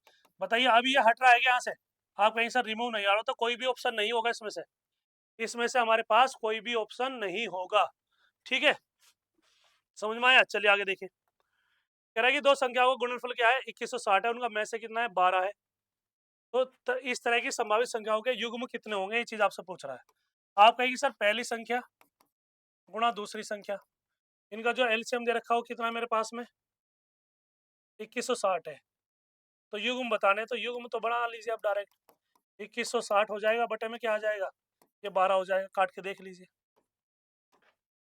कितना हो जाएगा, आप कहीं सर 12 कम 12 हो जाएगा मेरे पास। यदि आप इसे कट करके देखेंगे तो मेरे पास में कितना आ जाएगा, अरे एक काम कर लीजिए ना, संख्या मान लीजिए, ऐसे नहीं कर लिए, एक काम कीजिए डायरेक्ट संख्या मान लीजिए, वरना फिर दोबारा से 12 से भाग करेंगे। पहली संख्या क्या हो जाएगी, 12x हो जाएगी, दूसरी क्या हो जाएगी, ये हो जाएगी 12y, ऐसा मान लेते हैं, ये हो जाएगा 2160 हो जाएगा। ठीक है, तो एक्स वाई कस टू क्या हो जाए, फिर 12 से भाग करते डायरेक्ट, ऐसे ही कर लेंगे, फिर आप कहेंगे सर समझ में नहीं आया, अब समझ में आ जाएगा, छेड़ती नोए कट जाएगा। ठीक है, तो क्या बोलेंगे आप कहीं सर, ये 12 से कट करेंगे तो 12 के 12 कितने बचे, आप कहीं सर 9 बचे, 12 अट्ठे 96 हो जाएगा 180, इससे कट गया, इससे काटिए, आप कहीं सर 12 कम 12 6 बचे, 12 पंजे 60, 12 कम 12 6 बचे, 12 पंजे 60, तो 15 हो जाएगा। तो एक्स वाई की वैल्यू कितनी हो जाएगी, 15। कैसे लिखा जा सकता है, आप कहीं सर 3 गुणा 5 लिखा जा सकता है, और 1 गुणा 15 लिखा जा सकता है। क्या जोड़ा कितना बनेगा बताइए, 1 बनेगा, 2 संभावित पेयर कितने बन रहे हैं, 99 में संभावित पेयर कितने बन रहे हैं, आप कहीं सर 2 बन रहे हैं, क्या हो जाएगा, आप कहीं सर ही हो जाएगा 2, बिल्कुल सही हो जाएगा।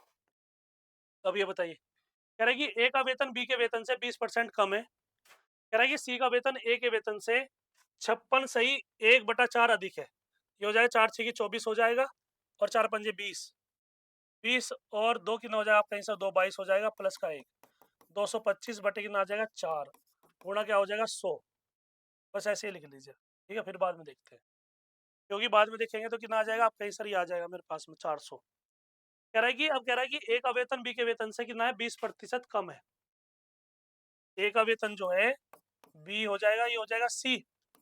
ठीक है, तो 25 नंबर 225, 25 चौका 100, 9/16 है, क्या हो जाएगा, आप कहीं सर 9/16 हो जाएगा। ये ए की वैल्यू क्या हो जाएगा, आप कहीं सर ए का तो कितना हो जाएगा, ये 80 हो जाएगा, बी का 100 मान लेता हूँ।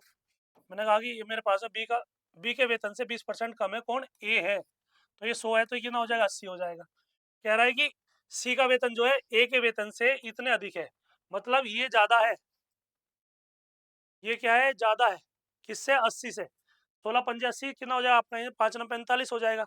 तो 80 में जब 45 जोड़ेंगे भाई, 80 में यदि आप कहो कि ये इससे कितना ज्यादा है, 9/16 गुणा क्या हो जाएगा 80, 16 पंजे 80 हो जाएगा, 9 पंजे 45, तो 80 में आप 45 जोड़ेंगे तो कितना हो जाएगा, 5 8 और 4 12, 125 हो जाएगा। तो कितना आ जाएगा, आप कहीं सर 125 हो जाएगा।